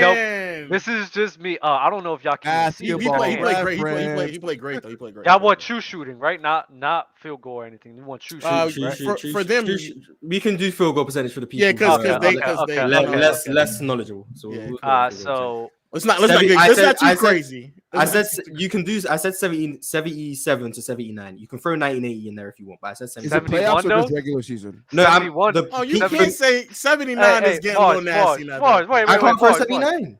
Wait, which years are you using? I said 77 to 79, but you can throw early Kareem as well. I think both of them clear Wilt Chamberlain. So it's all right. Well, 71, whichever one you want to pick. 70 he rose. 70 he rose by the numbers. 35 and 50. I think 72 and 73. Nigga, he's not facing anybody, bro. Okay, that's fine. Look, I'm just giving you the numbers. That's all I'm doing. And 71, he actually dropped because he went from 31 to 57 to 26 to 51 and 71 when he won the chip. How high do you hold competition, Lo? I mean, damn, like again, even in the years I just said where Wilt, I would define Wilt's new peak because I'm making up on the fly so I can have an argument. Wilt is still ending series facing the Boston Celtics. Yeah, he plays Boston every year. 100%. Yeah, okay, but his I'm not arguing against that. Yeah, he plays. Yeah, I'm saying his postseason translation is going to be much harder to do when he's going up against the Boston Celtics and he's going up against Jack Sigma in the game. Like, what are we talking about right now, bro? Wait, isn't there also less playoff? So you're I want to make sure Jack Sigma and Dan Essel was like. So I want to make sure I'm understanding. So you're saying Kareem? I mean, Will is better than Kareem offensively because he played Bill Russell in the Celtics. Is that not a good argument? I think that's a fine argument. But if we're going with competition. Jokic can't be over Kobe. Yeah, facts. Oh, your logic.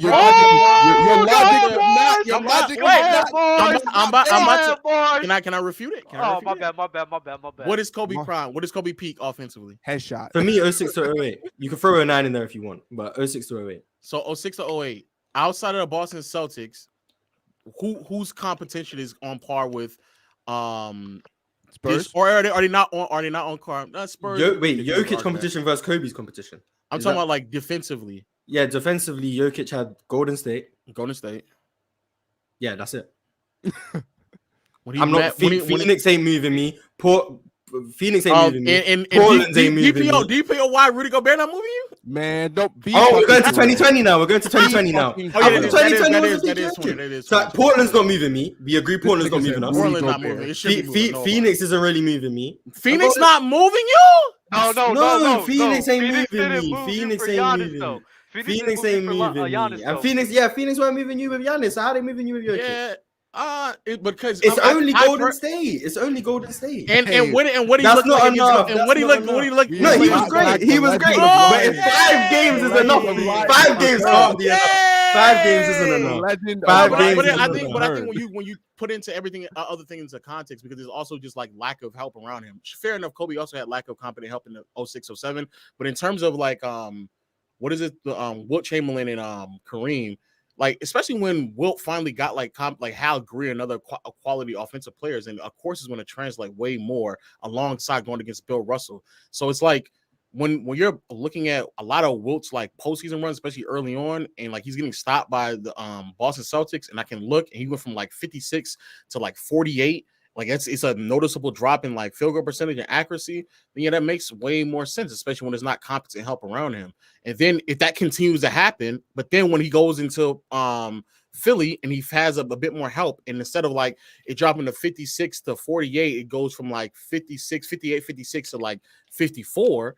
And that's way more understandable and respectable, especially when you put into context the And on top of that, in terms of competition, the gap between a Bill Russell-led defense and a Dan Issel-led defense is way bigger than anything that we're talking about between Kobe and Jokic. And even you would agree with that. Yeah, I agree because that's the best defense. Okay. But that to me, it seems like the only argument you have is that Wilt played against Bill Russell.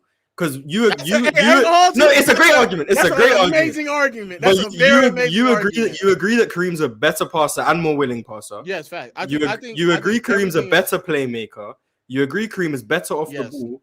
I don't know how you feel about who's a better scorer. I don't know. Wait, did you watch Wilt Chamberlain games? Because there's not much. So then how do you know that he's a better passer or playmaker? Because when you watch Wilt Chamberlain, you can okay, but like you can see there's a lack of willingness to pass.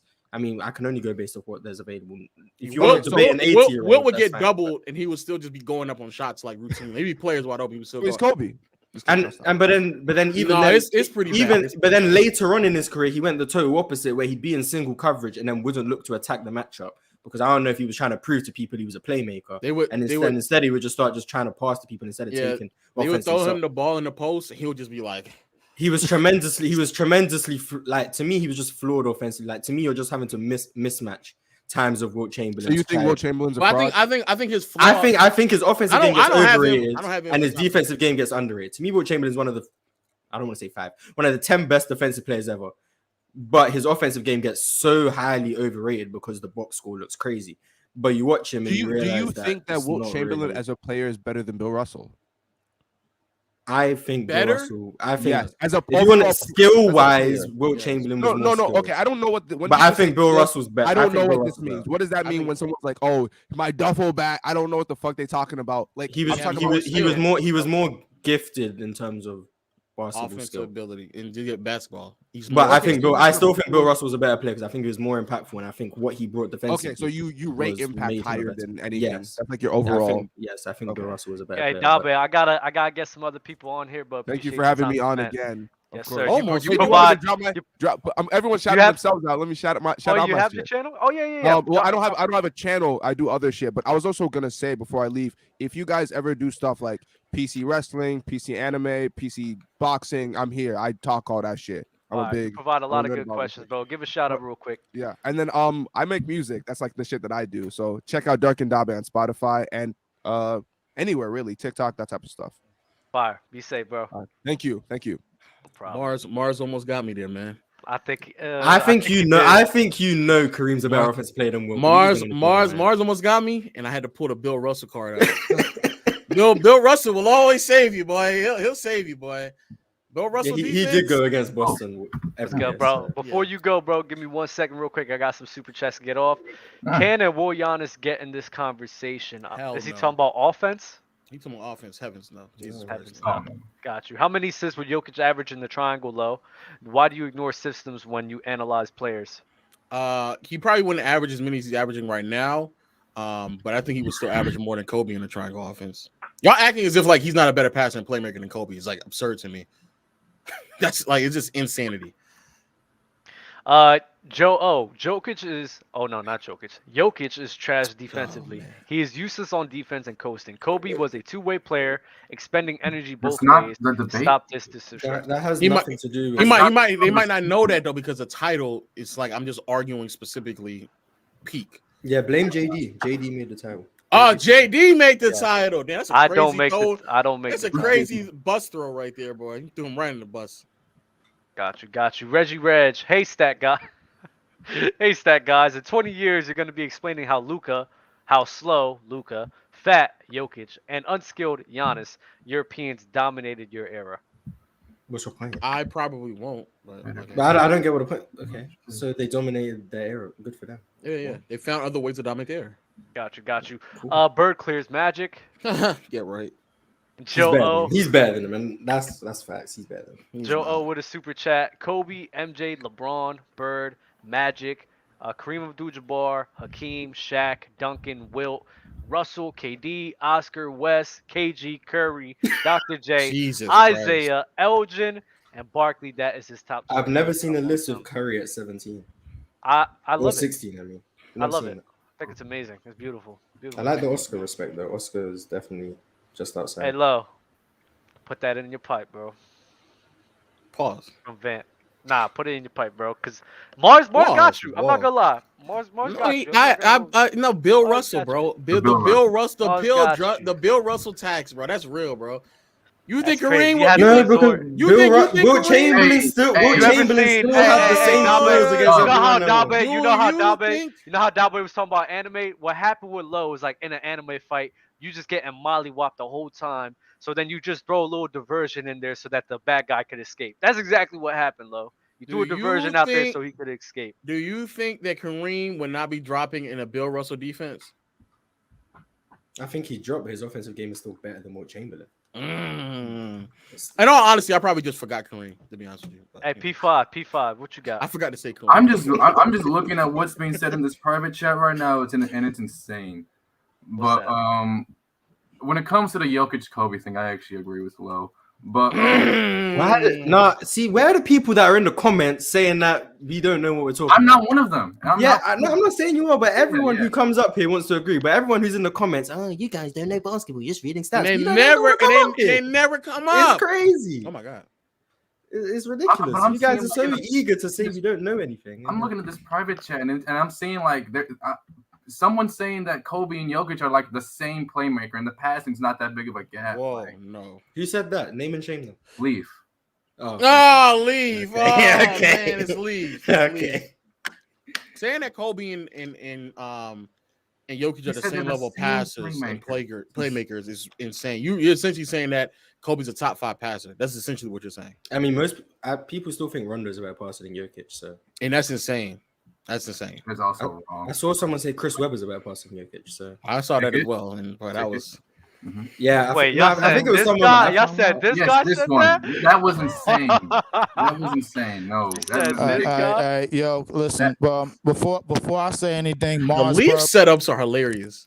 Yo, before I say anything, Mars, bro, could you put your mic on mute? I want to talk to Low alone. Wow. What's the 101? That's crazy. Malcolm's also.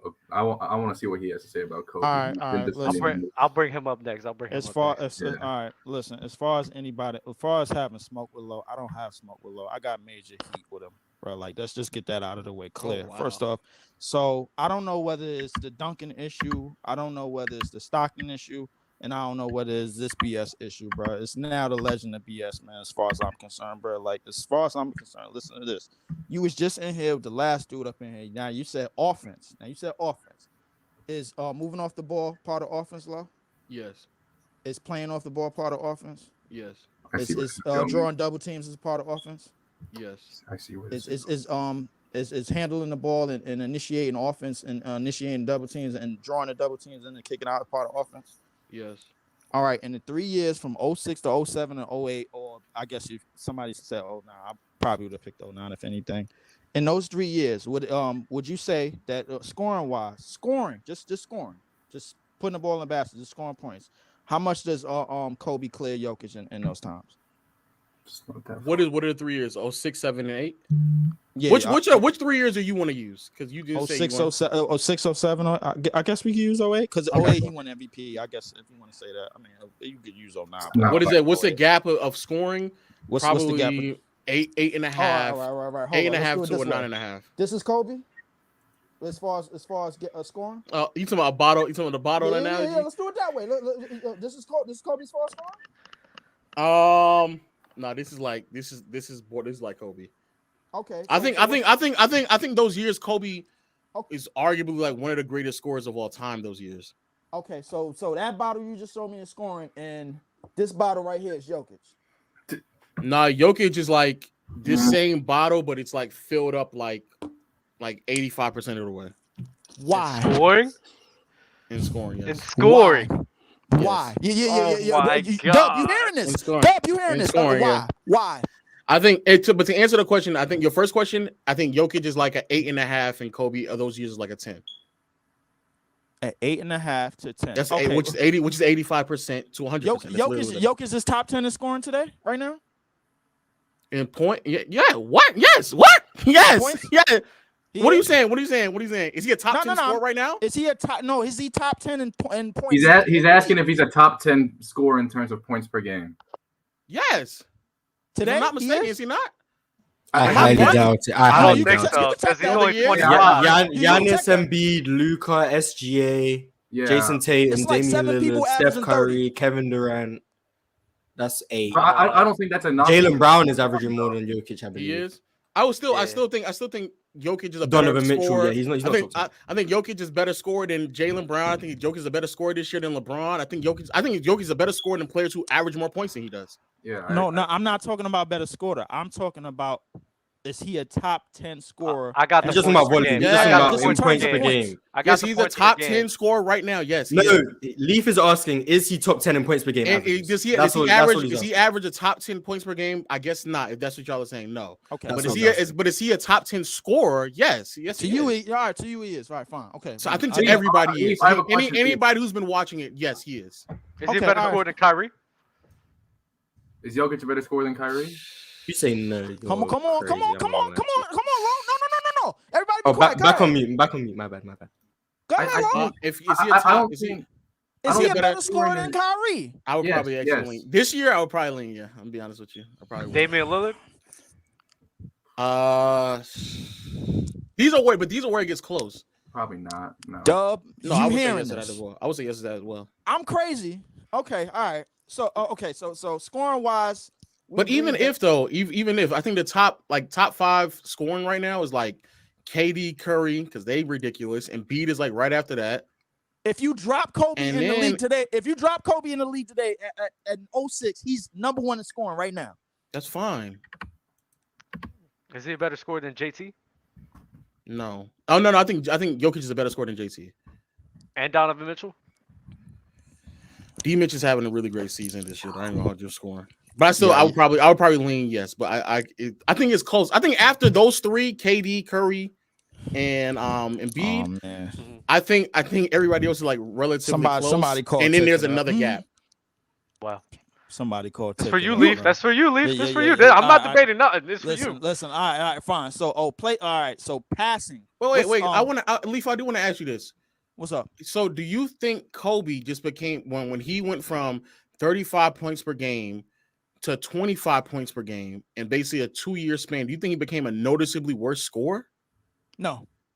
Okay, so you can acknowledge that the volume doesn't define you as a scorer. But the only thing that defines you as a scorer?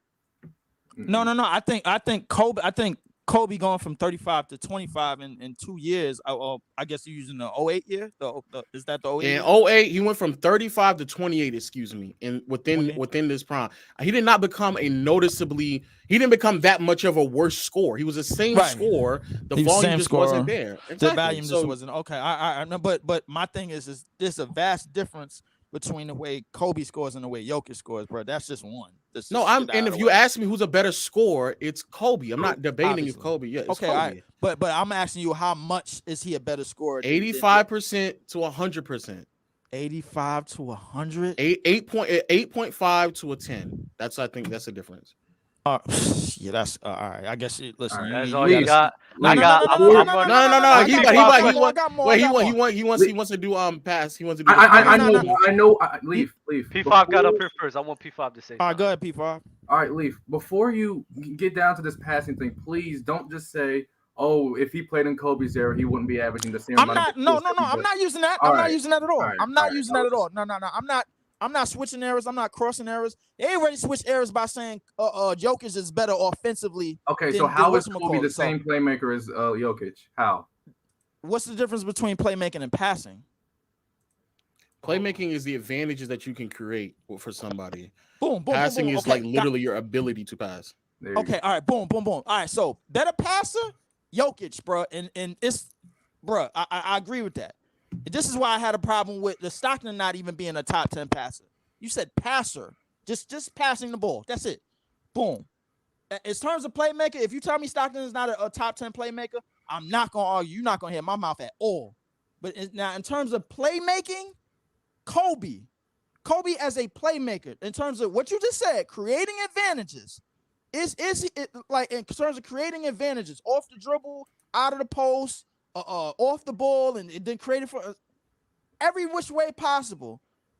Don't get me wrong, Jokic is doing it, bro. Like standing there, like set the screen, make the quick pass, make the quick touch pass, whatever. But in terms of passing out a double team, creating up and unders and all of that, like, could we not agree that Kobe, like the box between playmaking and where Jokic is at playmaking and Kobe is at playmaking, it's not that far off.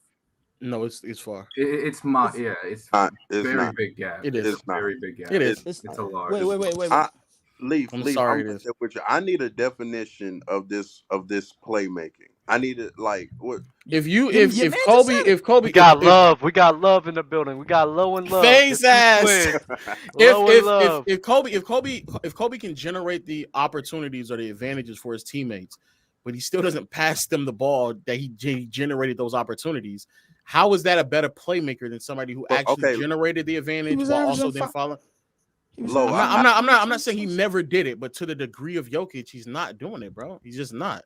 I have a he's not. Okay, yeah, this isn't a knock against Kobe. It's just I think Jokic is doing more standstill stuff, bro. Like as opposed to you just don't watch. You just don't watch him. Nah, so I'm just not watching enough Denver games. That's what you're telling me. You playing Jokic every night. I actually just watched every single last Jokic shot that he made and every single last assist he recorded last night. That's the craziest beat body shit I've heard, bro. I just watch every single last one of them. Just to support this BS theory, bro, that he's miles a better playmaker than Kobe was. I think the gap from playmaking and passing is more noticeable than the scoring gap. I don't even believe that. Like, what? He loved Kobe though. I love Kobe too though, but he loved Kobe, boy. Kobe, yeah. First off, okay, let me get to what Leaf is saying. So you remember you watched the Lakers. I know this because you're a Laker. And we back, by the way. But anyway. Let's not get into that. I'm on that train. I'm not gonna lie. I'm with y'all there. Y'all back. No, y'all not.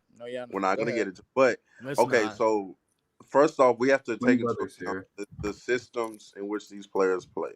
Mm-hmm. So Kobe was in a triangle system, which we know was targeting mismatches for isolation scoring. This is basically what it was. But also, Kobe's, if you have a high pick and roll, right, as a ball handler, and you get trapped, or they hard head you, and then you pass it to the roll man. Yeah, right.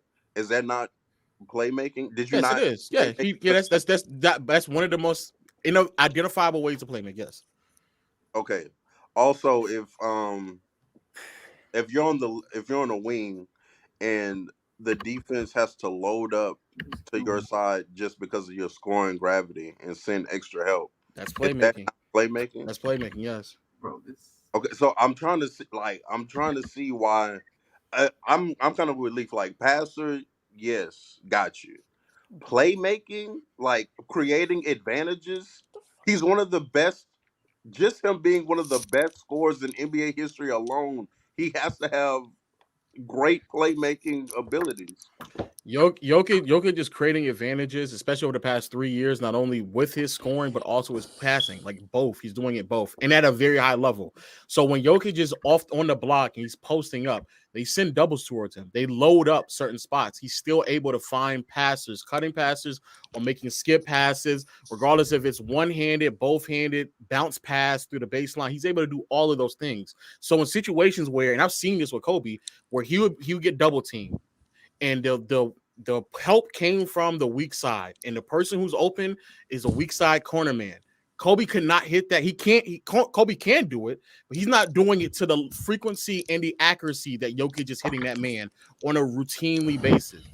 In a way, and to be fair to Kobe, to be a bit more fair to Kobe, the way the triangle is set up, he doesn't really even have to, because they can just swing the ball to the right person. But Jokic is making the pass out of the post from the strong side to the weak side with one hand, two hand, face up out of the post, getting double, bounce pass baseline. He's doing all of that, bro. Like his ability to find the actual player is like way higher than Kobe's is. And also, you still have to be a willing passer to a degree, because he's not as willing as a passer as Jokic. You have to be a willing passer to take advantage of the opportunities you're giving to your opposing, to some of your teammates. Kobe is nowhere near the willing a passer to fully take advantage of the advantages that he's given his teammates. Not even remotely close to Jokic. Malcolm, what were you? I seen you. Well, I seen Malcolm moving in the backstage. What were you saying as Lo was talking? That ain't Malcolm. That's Nip, bro. What you talking about? Oh. It's ridiculous to think that is this Malcolm? Jokic is better offensively. All right. It's ridiculous. Wow. Like, he has better vision, yes. Okay. But offensively, no. That's a part of offense. That's a part of offense. Just having vision doesn't make you a better offense. But that's not all. It's not just. It's not just. All He's right, scoring. But no, Leaf, you was cooking, by the way. Leaf, you was cooking. I couldn't talk, but you was cooking. So. No, he was not. Hey, Mars, I'm by the stove, bro. Let me continue, bro. Put your mic back on me, please. Oh my God. Go ahead, all right. So hold on, my bad. Nip. No, go ahead. Everything you're saying though about Kobe advantage creation, Jokic is doing that exact same thing, bro. He's doing the exact same thing. But this is why. Yes, he is. No, he's not. This is why I asked you what was the gap. Let And Leaf you cook said the up gap real is quick. noticeably big. You just not. said Kobe So, and wait, Jokic is doing the exact same thing. I said, but Does Jokic not draw double teams? Does Jokic not have to pass from the post? Does Jokic? I'm gonna say all the things you're saying. Does Jokic not draw double team? Does Jokic not have the defense shifting to load up on the side of the floor? Does Jokic not get multiple defenders being sent his way? Does Jokic not? Is that not happening to Jokic? It is, but when you say double team, but I understand something. You saying double teams? My thing in double teams, bro. Like, it's not to the extent of Kobe's. Obviously not. Obviously not. Even if you want to say it's not, how is Kobe not only willing and able to find the open man as often as Jokic is? Yes or no? No. He's able,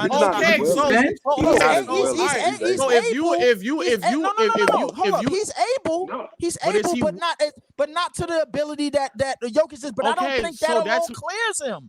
I don't think that clears him by a margin. How are you becoming the playmaker if you created the advantage, but you're not willing to then pass to the player that you just created the advantage for? Saying not willing and saying and not as willing is two different things. Or not as well. If he's not as willing to pass it to the player that he just created the advantage for, how is he on par as a playmaker as Jokic? It doesn't make any sense. Not a playmaker, but offensively, you can't rank. There's no way. I'm just low. I'm just trying to cover every area of this whole Jokic is clear as Kobe offensively as far as peak. I'm just trying to clear every area, but like the scoring part, I didn't even get to, and I didn't even get to assist numbers or none of that. The scoring part, I said Kobe could score. We all know Kobe could score off the ball, without the ball, score in sets. And use the screen, score like everything that you're saying Jokic does as well. He just doesn't to the same volume as Kobe, but he does it. Okay. So with that being said, okay, so that what you just said, you basically it's 85 to 100. It's 8.5 to 10. Then why is the playmaking not 85 to 10? Because Kobe's just not, bro. He's not to that degree, bro. If I had playmaking, it's like a 7 for Kobe. It's not even that crazy. That's the crazy thing. Assist is not determine how good of a passer nor playmaker you are, bro.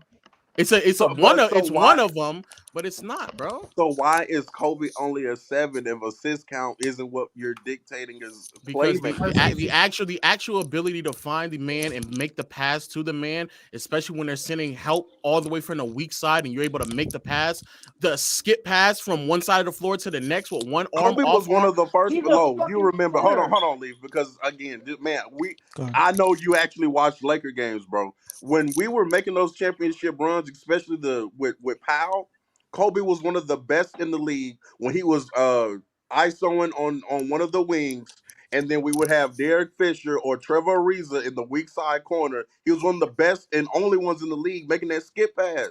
What are you talking about? He is not making skip passes to the same level as Jokic. He's not. It's not. I want to. But that's my point. I'm not saying but that neither one of them. How is it not, bro? He's better than a 7. Kobe Bryant is better than a 7 playmaker. It's about a 7. It's about a 7 to 8. It's about a 7 to 8. Bro. It's a 7 to 8. You just called Jokic an 8.5 is scoring. So why is he not 10? Why? So Leaf, what is he then? Leaf, what is he? Yeah, what is he? Definitely not no 10 in scoring. No. What I'm saying, I'm not saying Jokic is an 8.5. Well, I think Jokic is probably like 8.5 Jokic is an 8.5 and Kobe's a 10. You're saying he's not. What is Jokic? What is Jokic as a playmaker? I mean, Kobe is a playmaker and passer. Kobe has if Kobe has a playmaker and as a passer 7.5 to Jokic's 10, then Jokic is a 7.5 is scoring to Kobe's 10. Answer. Leaf, that's stupid. Leaf, you don't believe that. You're just chatting right now. You're not being a top 10 scorer in total points. That does not mean that you're not a top 10 scorer. Bro, he's averaging 20, he's averaging 25 on like historically high efficiency. He's efficient, effective, impactful, and accurate on every single. It doesn't matter. There's no other center. Why would that matter? Why would that matter? It doesn't matter. Of course that matters. I'm asking you why. Don't just say of course it matters. Why? Regardless of any of that. No. Why? Regardless, no. Why? Why does that matter? I would agree with you. Let him in. He's a center. You going in and out. Yeah, Malcolm. You're going in and out. You're going in and out. Malcolm. Yeah. I hear you. Go ahead. My phone. Jokic is a center, so he's going to be able to score a lot easier in the paint than Kobe. And on top of the fact that this is a different era, Jokic would not be scoring how he's scoring in the 2000s. I didn't want to bring that up. I didn't want to bring that up. He wouldn't. Oh my God! Low raise the first. I didn't want to bring that up. I didn't. Buddy, P5. P5 did raise his hand. I promise P5. P5, go ahead, go. Go ahead, P5. Okay. Then load them more. I want to react to what you said about Jokic. He wouldn't score how much he would now. I'm going to reference something that Lo said earlier. He would take more shots. He wouldn't just. Huh? So what? So what? If he's taking more shots and if he's staying this efficient, then he's going to score. That's what I'm trying to tell you. He would not be this efficient. Even if he wasn't this efficient, he'd still be scoring at this level. He would still be a great scorer. Hey, how old are you? Oh, he's about to pull. He's about to pull it. I'm dead asking this for real. Stop. I'm literally asking him for a reason. Okay. What? Are you related to the Mahomes or no? Get the fuck. Oh, because we don't have enough time for these questions. My bad. In the 2000s, you have to take into account when we're talking about eras. You have to take into account bro. This era of centers is one of the weakest in NBA history. How was it? I'm gonna let you go. If we go back because it's not the weakest, but I'm gonna let you go. The early 2010s and the early 2010s. If we go back to the 2000s, you remember we were still throwing out lineups with Andrew Bynum and Paul Gasol. Like, he's not playing consistent height or consistent weight like that on a consistent basis. He's not. He's playing smaller guys because this era of basketball is emphasizing pace and space. That's a fact. Can I go now? That's why Embiid dogged him. Yo, love. You went already? You good? I'm Love is crazy. Let me go. Legend of victory. Man. You talk about you made it seem like he takes a bunch of twos. If you remove, a bunch of like dunks or layups. If you remove every shot that he attempts from around the rim and just only look at his jump shots, Jokic is converting his jump shots at 57% of the time, of which like a third to almost 2/3, a third of them, let's say a third, are 3-pointers. Of those 3-pointers, he's converting those almost 40% of the time. So even as a jump shot shooter, just shooting jump shots, he's hitting these shots at a historic rate. Mid-range and 3-point shoot. Yes. Away from the basket. I'm not saying very good. I'm not saying he's better, but to sit there and to say that the reason why he's making these many shots away from the basket, he's very good. Yeah. To make it seem like he's making these many shots because of layups. No. Even if you remove the layups, he's converting them at a 57% clip on his jump shots, and he's converting 39% of his threes. It's not just because of that. To Kevin Durant. How many jumpers is he shooting a game? I have to look, but he's so far this season he's attempted 341 jump shots. That's more layups than he's attempted the entire season. That's more. Yeah. So that's why I didn't want to go down so that's A. B. Even if we use the air attacks, right? If we inflate Kobe's efficiency by like 5 or 6, 7%, he would still not be as efficient as Jokic is. No, he's not. Jokic is like borderline. I think Jokic is like borderline like 11 or 12 this year, if I'm not mistaken. 12. It's 12. He's 12% above league average. Yep. Even if I put Kobe in today's game and inflate his efficiency by Nearly 5 or 13. 7, it's nearly 13, bro. Even for today's era, it would be the equivalent of trying to knock Curry for 3-point shooting when it's like he's an anomaly of the anomalies. It's what are we saying right now? Low, not to slow you down, but just wanted to know what was Kobe's efficiency as far as the league average back. He hovered around +2 to +4. Yeah. So that's basically like a little bit, maybe like 2 spots over or something like that. It's good efficiency. It's good efficiency. I would argue it's actually great efficiency, taking into context the shots that he's attempting. I agree. Right. Okay. So I think that's great efficiency put into context the shot that he's attempting. What I'm saying though, even if you boost it to +7%, it would still be lower than what Jokic is doing right now. Okay. One more question. So you said Mark's got a question. You said in terms of the shots, you just said in terms of the shots that he was taking during that time in terms of league average. So in terms of the shots that he was taking. So you would say that you went I heard you say that Jokic was taking a lot more difficult shots. He's very, very good away from the basket, correct? Mm-hmm. Like he's good away from the basket. Okay. I think Kobe attempted to make more difficult shots than Jokic.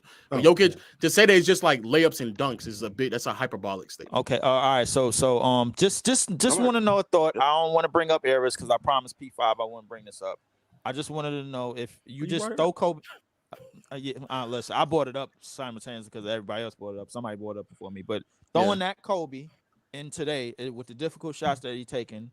Well, would you say how high was his efficiency go from like I just said even if I plus him by 7 more %, let's say he's +7. No, I'm just talking about what 9. You think.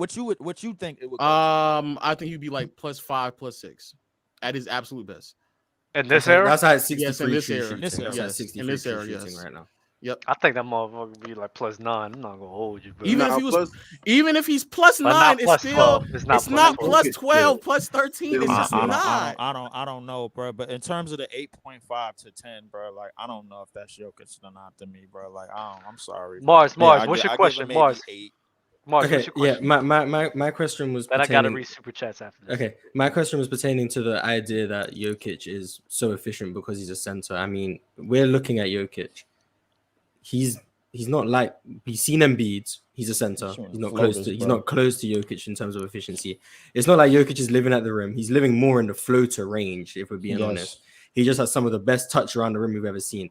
Do I agree his numbers, his scoring numbers would be down in terms of volume in the 2000s? Probably.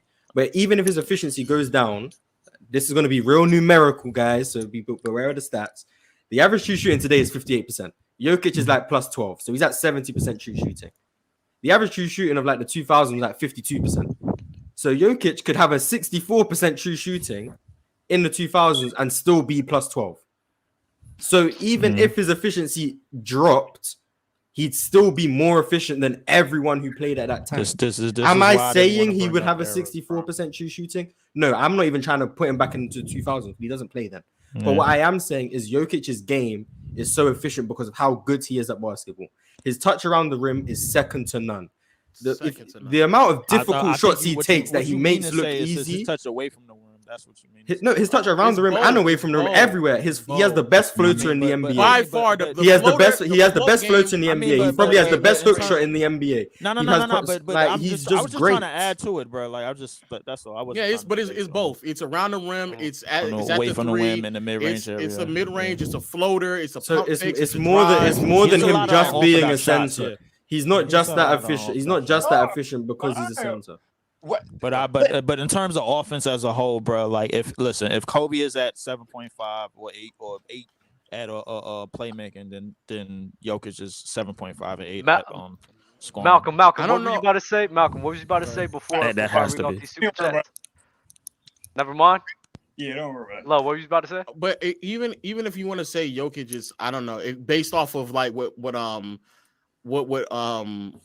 Leaf just said about like, oh well, because he's not even top 10 in scoring. Last year he was top 10 in scoring. If I'm not mistaken, the year before that he was top 10 in scoring. So it's not as if like he's never not been top 10 in scoring. Part of the peak that I'm referring to, 2 of the 3 years he was top 10 in scoring. And in the year in which he's not top 10 in scoring, he's like top 3 or top 5 in assists. So he's making up the production with his passing and playmaking in the other years. So the years in which he did not have the ample offensive help like he has now, he picked up in scoring. In the last 2 years, the 2 years before this, he was top 10 in scoring.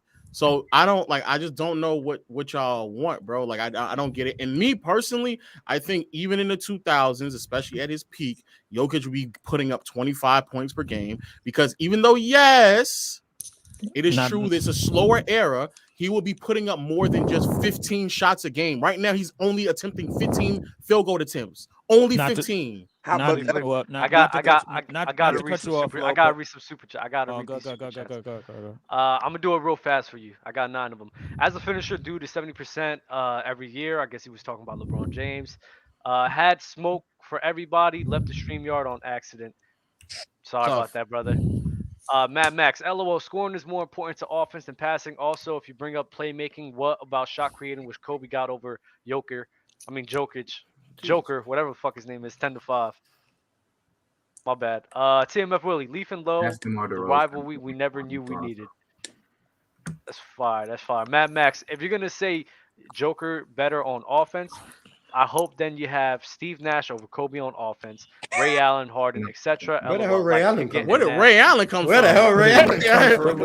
Where did Ray Allen came? Wait. Read that again. He said Ray Allen? Wait, you better have Ray Allen. He just threw Ray Allen in there. Yeah, he just threw Ray Allen in there for no reason. The other name was fine. It was just Ray Allen. He might have been Iverson or something. It was just Ray Allen. If Kobe was such a great scorer, played 20 years, where's he at on the all-time scoring? He's top 5. Is he not 5th or 6th? He's top 5. Oh, he's 4th. Yeah, that's what I'm talking about. I don't know what. Thank you for the I don't know where that came from. Appreciate the money, bro. Appreciate the money, man. K Spiffy, do you do music takes? If so, I'll come up my goat. I think you're talking to the other gentleman. I think he was talking to the other dude. Yeah. I thought he was talking to Nipsey Hussle. Yo, Leaf, can you Jesus, please get the mic out your mouth? Leaf. My bad. I'm like, God damn, Leaf. Nah, because usually my bad, because I play. No, you're good. I play the videos back, and sometimes I can't hear, bro. I can't hear my voice. No, you good. My bad. I'll cook Leaf, Malcolm, and Baby Low. You could try, bro. Oh my God. Nah. Joe. Low. What is the highest assist game average for season by player on a triangle offense team? Bulls and Lakers under Phil. Compare that to Kobe. My argument isn't just off of assists. I haven't really even brought up assists. I don't know I why. think we just trying to get the avenues out the way in terms of offense. Low. That's all it is. I know, but assists. Assists. When I bring up each point, not to cut you off, bro, but when I bring up each point, bro, the reason why I brought up scoring first because I'm doing a scoring assists, obviously. But when I bring up when you said everything is a part of offense, I would like to think that Kobe's jar in terms of offense, bro, like you said, is 10. To me, I obviously the jar analogy. In terms if Kobe's jar is 10, I don't think Jokic is doing half of what Kobe is doing offensively off the ball and off the catch and shot creating and all of that stuff that he's doing. So I respectably put him at everything you're saying though is still just scoring though. You're giving me different ways how to score the basketball. I just gave you that avenue. That's it. I do think you're underrating Kobe's playmaking right now. He is I don't think. So what is it, Mars? What do you think it is? His playmaking, not passing. Playmaking. Kobe's like a 8.5. Thank you, Mars. I disagree. You got to, especially because every time we're talking about Kobe's playmaking, you still keep bringing it back to his ability to make the passes. Exactly. You're throwing it back to passes. But if he's not making if he created advantage, but he's still shooting the ball and he's not passing. Your example was someone's opening the weak side corner and Kobe's not making that pass routinely. But he's finding even when he's not shooting, he's finding the guy top of the key who's swinging it to the corner. Kobe's that's playmaking. Kobe's. But if he's shooting the ball instead of making the pass.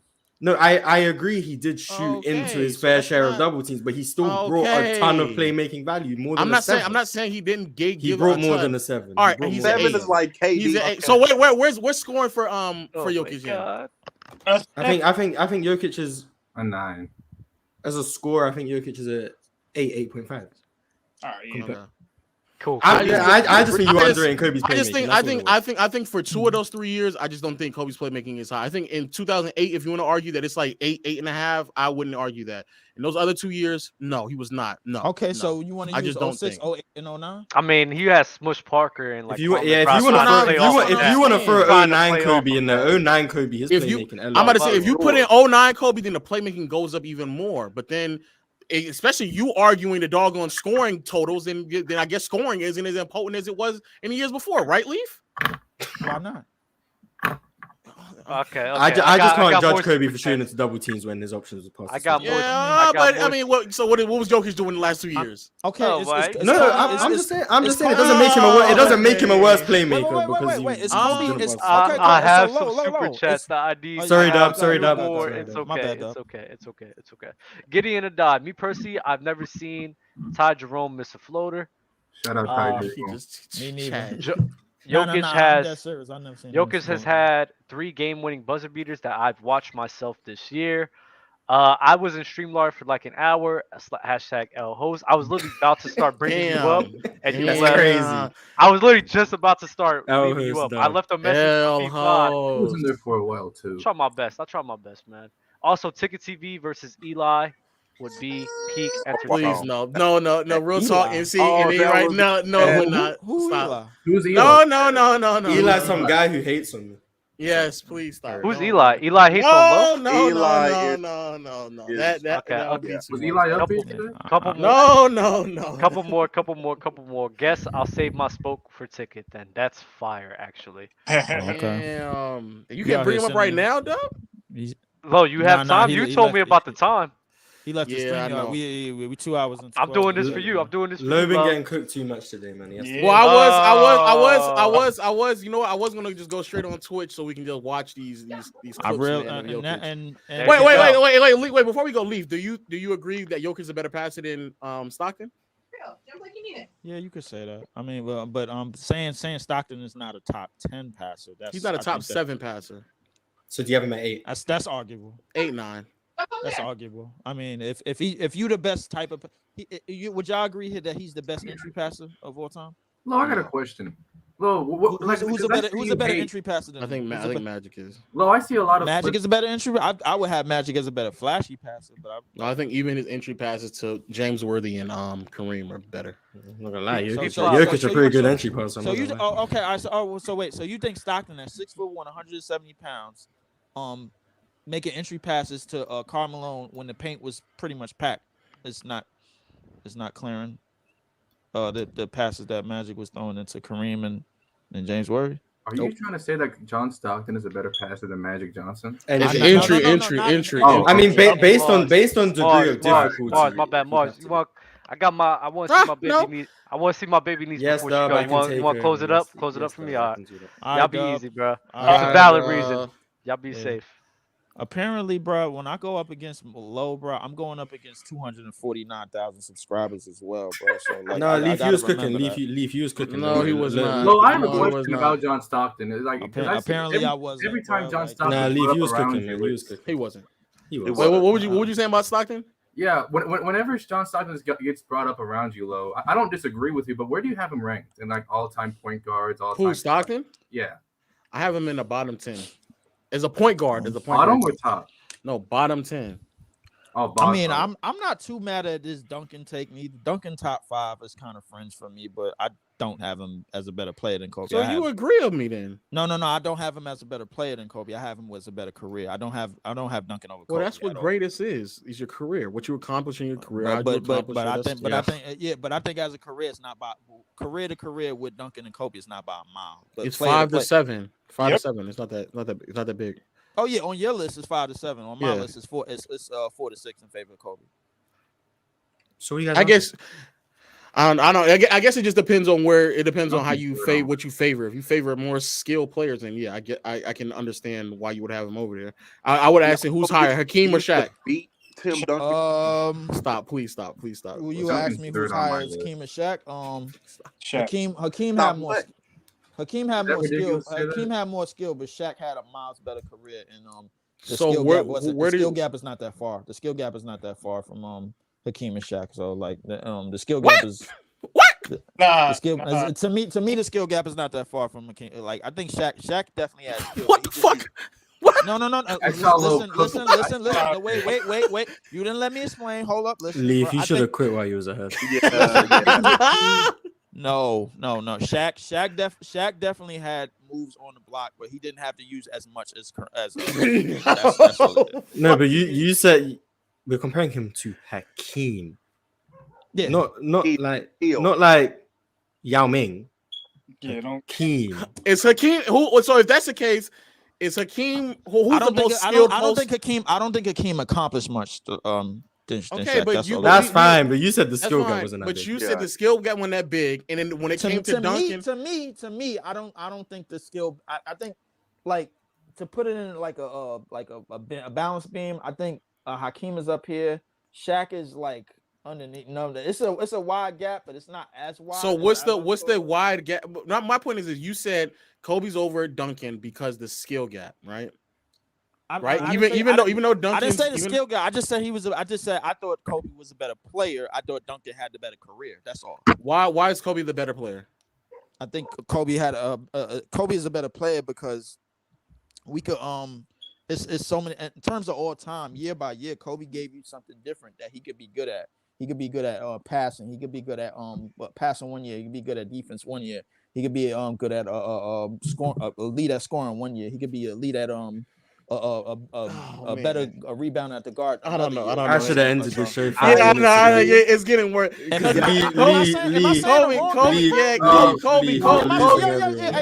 Yo, Love, am I saying the wrong thing? Like, no, I agree that Kobe's better than Duncan, but it's because like of skills. the argument, but the way I'm explaining it is it's because of skill. Let's just say it's because of skill. That's why. It's because of skill. Let's be honest, Leaf. I mean, it is, and that's what you're arguing. It's been said, bro. Like not all of the arguments have to be the same. Not all of the arguments have to correlate. I know, but what you're saying, you're outlining different skills that you think that Kobe does better than Duncan. That's essentially what you're saying. So it's skills.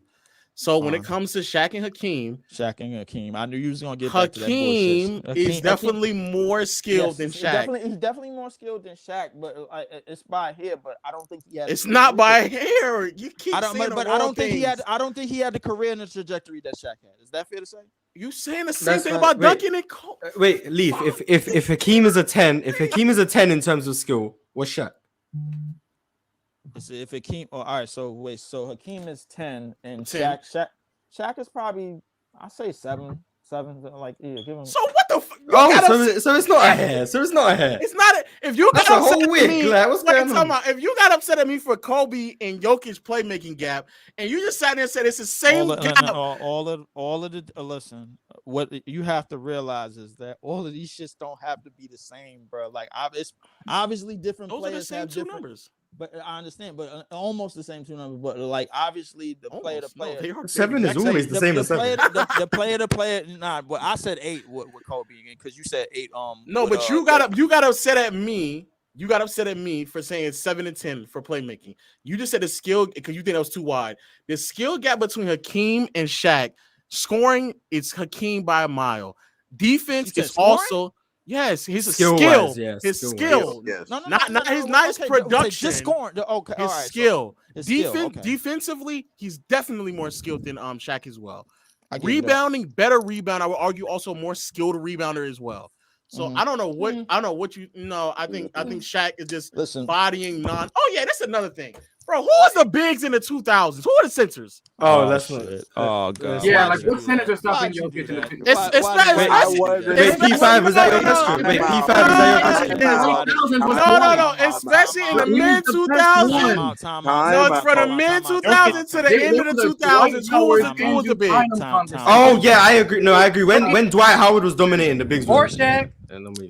They were not good. I say I wasn't okay. In the 2000s, but I say in the late 90s. Hold on. This is what I was saying about that. When I watch Jokic, when I watch Nuggets games, you're saying I'm looking at. I'm number one. I do agree. He has great touch. He has all of that, right? But the ease in which he's able to get to his spots because the other team simply just doesn't have anybody as big as him.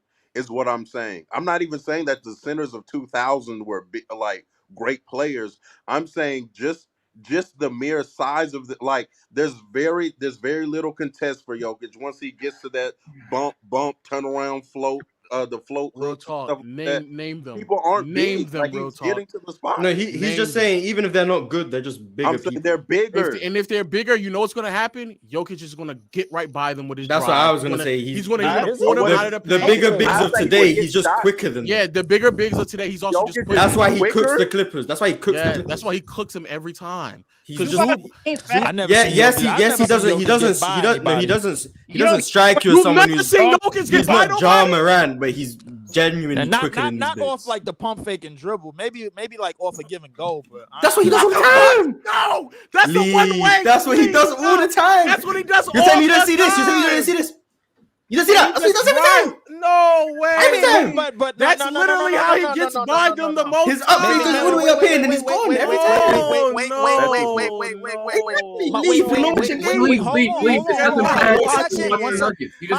It's nasty up here. Wait.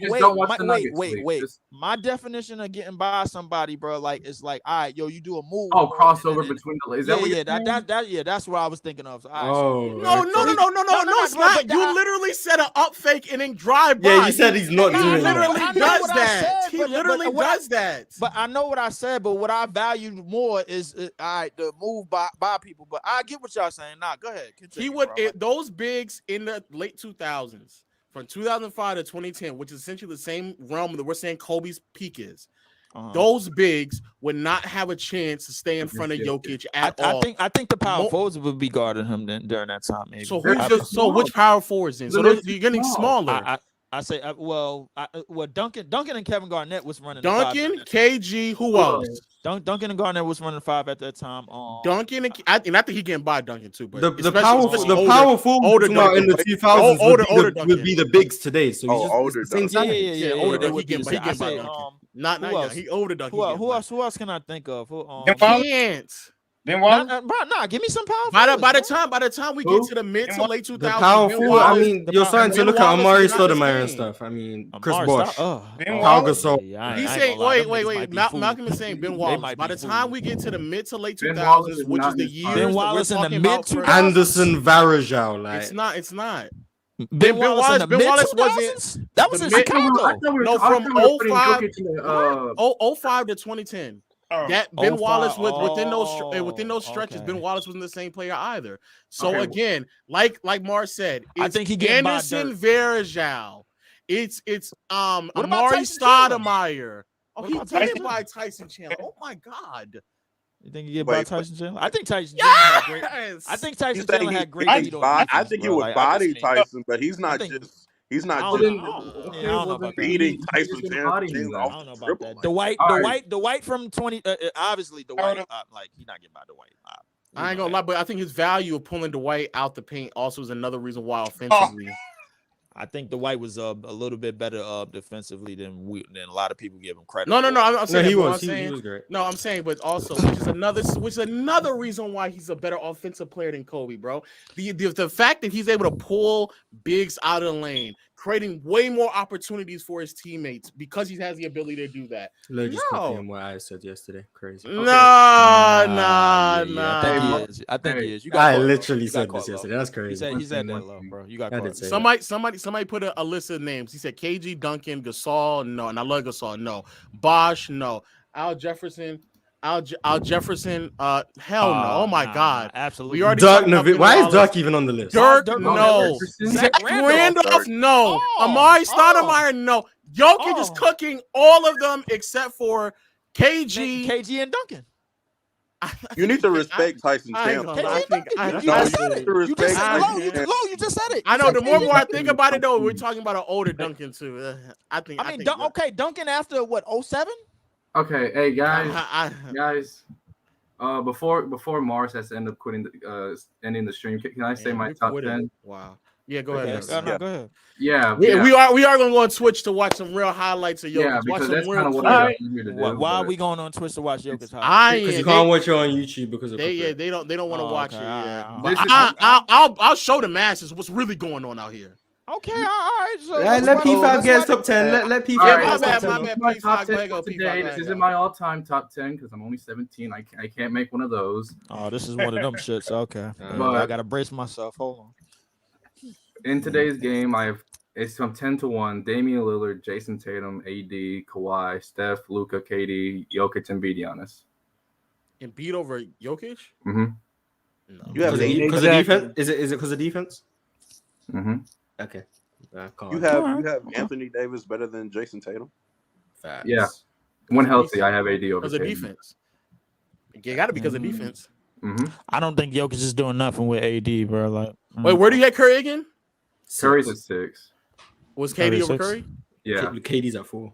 Okay, because of defense. Okay, that makes sense. Okay. All right. I have 2 super chats to read before. Before we end this. There's no big disagreements. It's easier to find smoke with tickets emotional behind than low anyway. Low's pretty logical. #alpha. Low, Mars, Leaf, ticket, baby. No. You gotta say it correctly. Low better than Mars. Okay, low better than Mars, better than Leaf, better than ticket, better than baby low. I'll take third. I'll take third, bro. Better than shit. Okay. Is that better than Malcolm. Is that dub? Okay. The shit ain't dub? No, I think you're saying Malcolm is worse. Yeah. Nah, let me. Oh wow! I'll take third, bro. Yeah, no, let boy come back. I'm gonna cook his ass. I'll take third. And the last super chat is my last 2 super chats are about where does or can Giannis rank all time as a finisher when compared to LeBron and Shaq. He is consistently plus 70%. That's a good argument. And even peaked at 80% in the restricted area. I had Giannis over MJ. Giannis was my number 3. Oh yeah, another question. But you guys, disgusting. I had Giannis over MJ. Wait. Why you know why? Because the era that he's playing right now, bro, is most space era. Okay, all right, Lo. So by that logic, bro, like the era that Kobe was playing in was a little bit more harder to hit difficult shots than the era that Jokic is I'm not arguing scoring. I'm not arguing the level of difficulty of scoring. I'm not arguing none of that.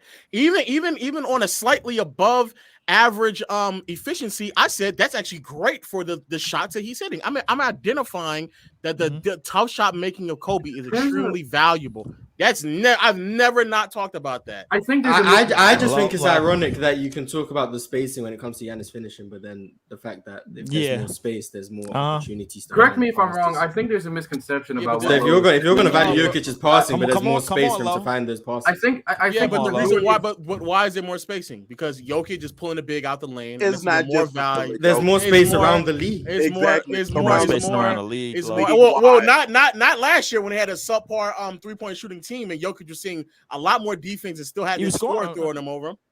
Yeah, but that's scoring. Wait, what? It's both, but it's both. He still was scoring and passing over him. I think does Jokic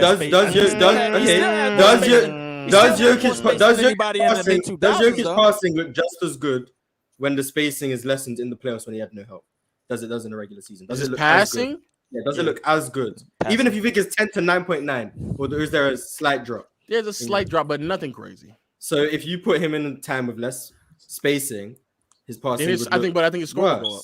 I think his score will go up. But we're talking about passing right now. His passing would look worse. I think his passing was slightly worse. Okay, so if we're talking about, so you can understand the difference of spacing when it comes to Jokic. So why can't I say Giannis is the third best finisher of all time? Because you're jumping him. You can't be the third best finisher. Yes, Giannis's peak as a finisher is the third best peak of all time. Yes. Okay. Okay. So why not just put Wilt there then? Because I don't want to. I don't want to. I don't think. Why? I think Wilt I is top don't 5. want to. Why? Wilt probably is top 5. I think Wilt is top 5. Why isn't Wilt up there? He is up there. He's top 5. I think Wilt is top 5. No. Why? The year in 1967 when Wilt shot 68% from the field. We all know that means that. Bro, he was going crazy in the shit today. Okay, so why? He's top 5. Where do you want me to put him? No, why is he not 1? Why? Oh, because he's not better than Shaq or LeBron. Why is he better? Why is he not better than Giannis? Because I think the same reason I think LeBron is the best finisher of all time. Because Giannis can get to the rim from the outside and from the inside. He can get from point A to point B. But you said there's a difference between finishing. Yes, and I believe when I'm valuing you change your mind.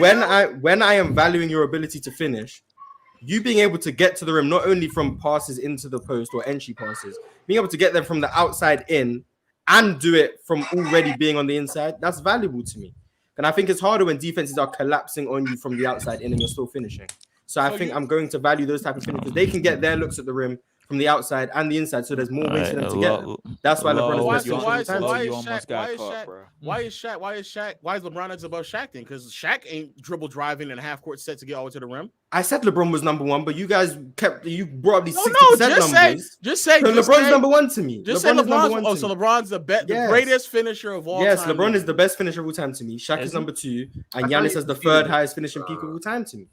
Mars, I thought you conceded that opinion. I thought you. When Lo said 60%. No. You changed your mind when I identified.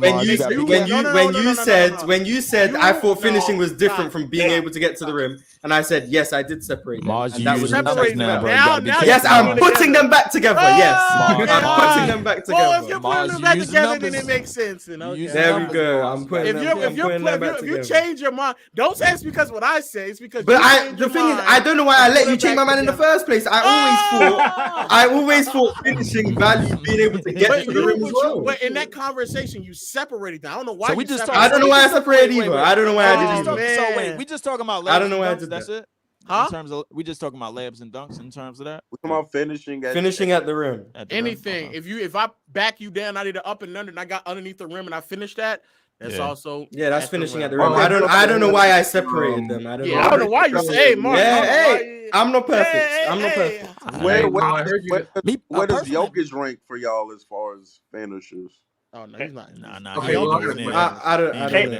Phyllis, I don't mean to cut you off. I gotta get up out of here. All right, Malcolm. All right, thank you, man. Thank y'all. What about Embiid? Yeah, he's not better than Jokic. Another dude was up here. At finishing? He's not. At finishing. Yes, at finishing. Basket. Yes. Okay. I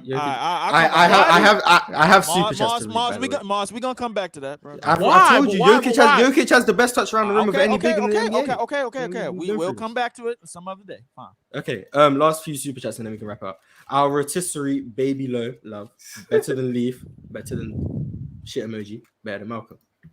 KB, low don't know ball. Mars cook him. You had me overdue, bro. Like, what you talking about? KB.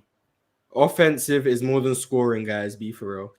Thank you, KB. My smoke for everybody. Giannis equals overrated 2021. 10 All-Stars were hurt in the playoffs and Bucks beat Hawks without Giannis. They went on to play injured CP3. Injured? I don't know. He was injured. I ain't gonna lie.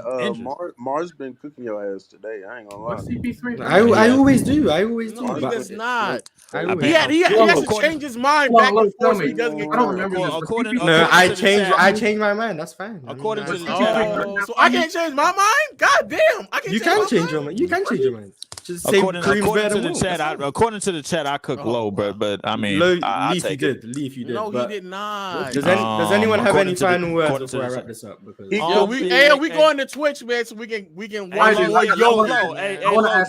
Low. You can drop the Twitch link. I watch some stuff with you, bro. If you say some shit that's out of line, I'm out.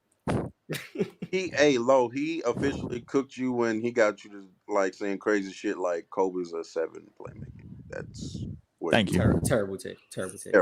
I think in 2 of those years, I think he was a 7. I only have a phone, low. P5 final words. All right, I'll just say this: it's about Kobe. I wanted to wait till the end about this. I legitimately think that if you took everything Kobe did in his career, all his stats, everything like that, all of his accomplishments, that's private chat, my bad. And you put that, and you put everything that he did to a different play. Like, let's say we replaced Kobe with Carmelo, but Carmelo did everything Kobe did. I don't think people are. I think people overrate Kobe because the Mamba mentality, or I feel like people just overrate Kobe because he's Kobe. Love you. Hey, Low, this is why Kobe. This was meant to be the final words, and now that sounds like something exactly. debate. No. It's not about agreeing. Everyone, thank you for Low. Wait. Do I think Kobe's overrated? Yeah, I think Kobe's overrated.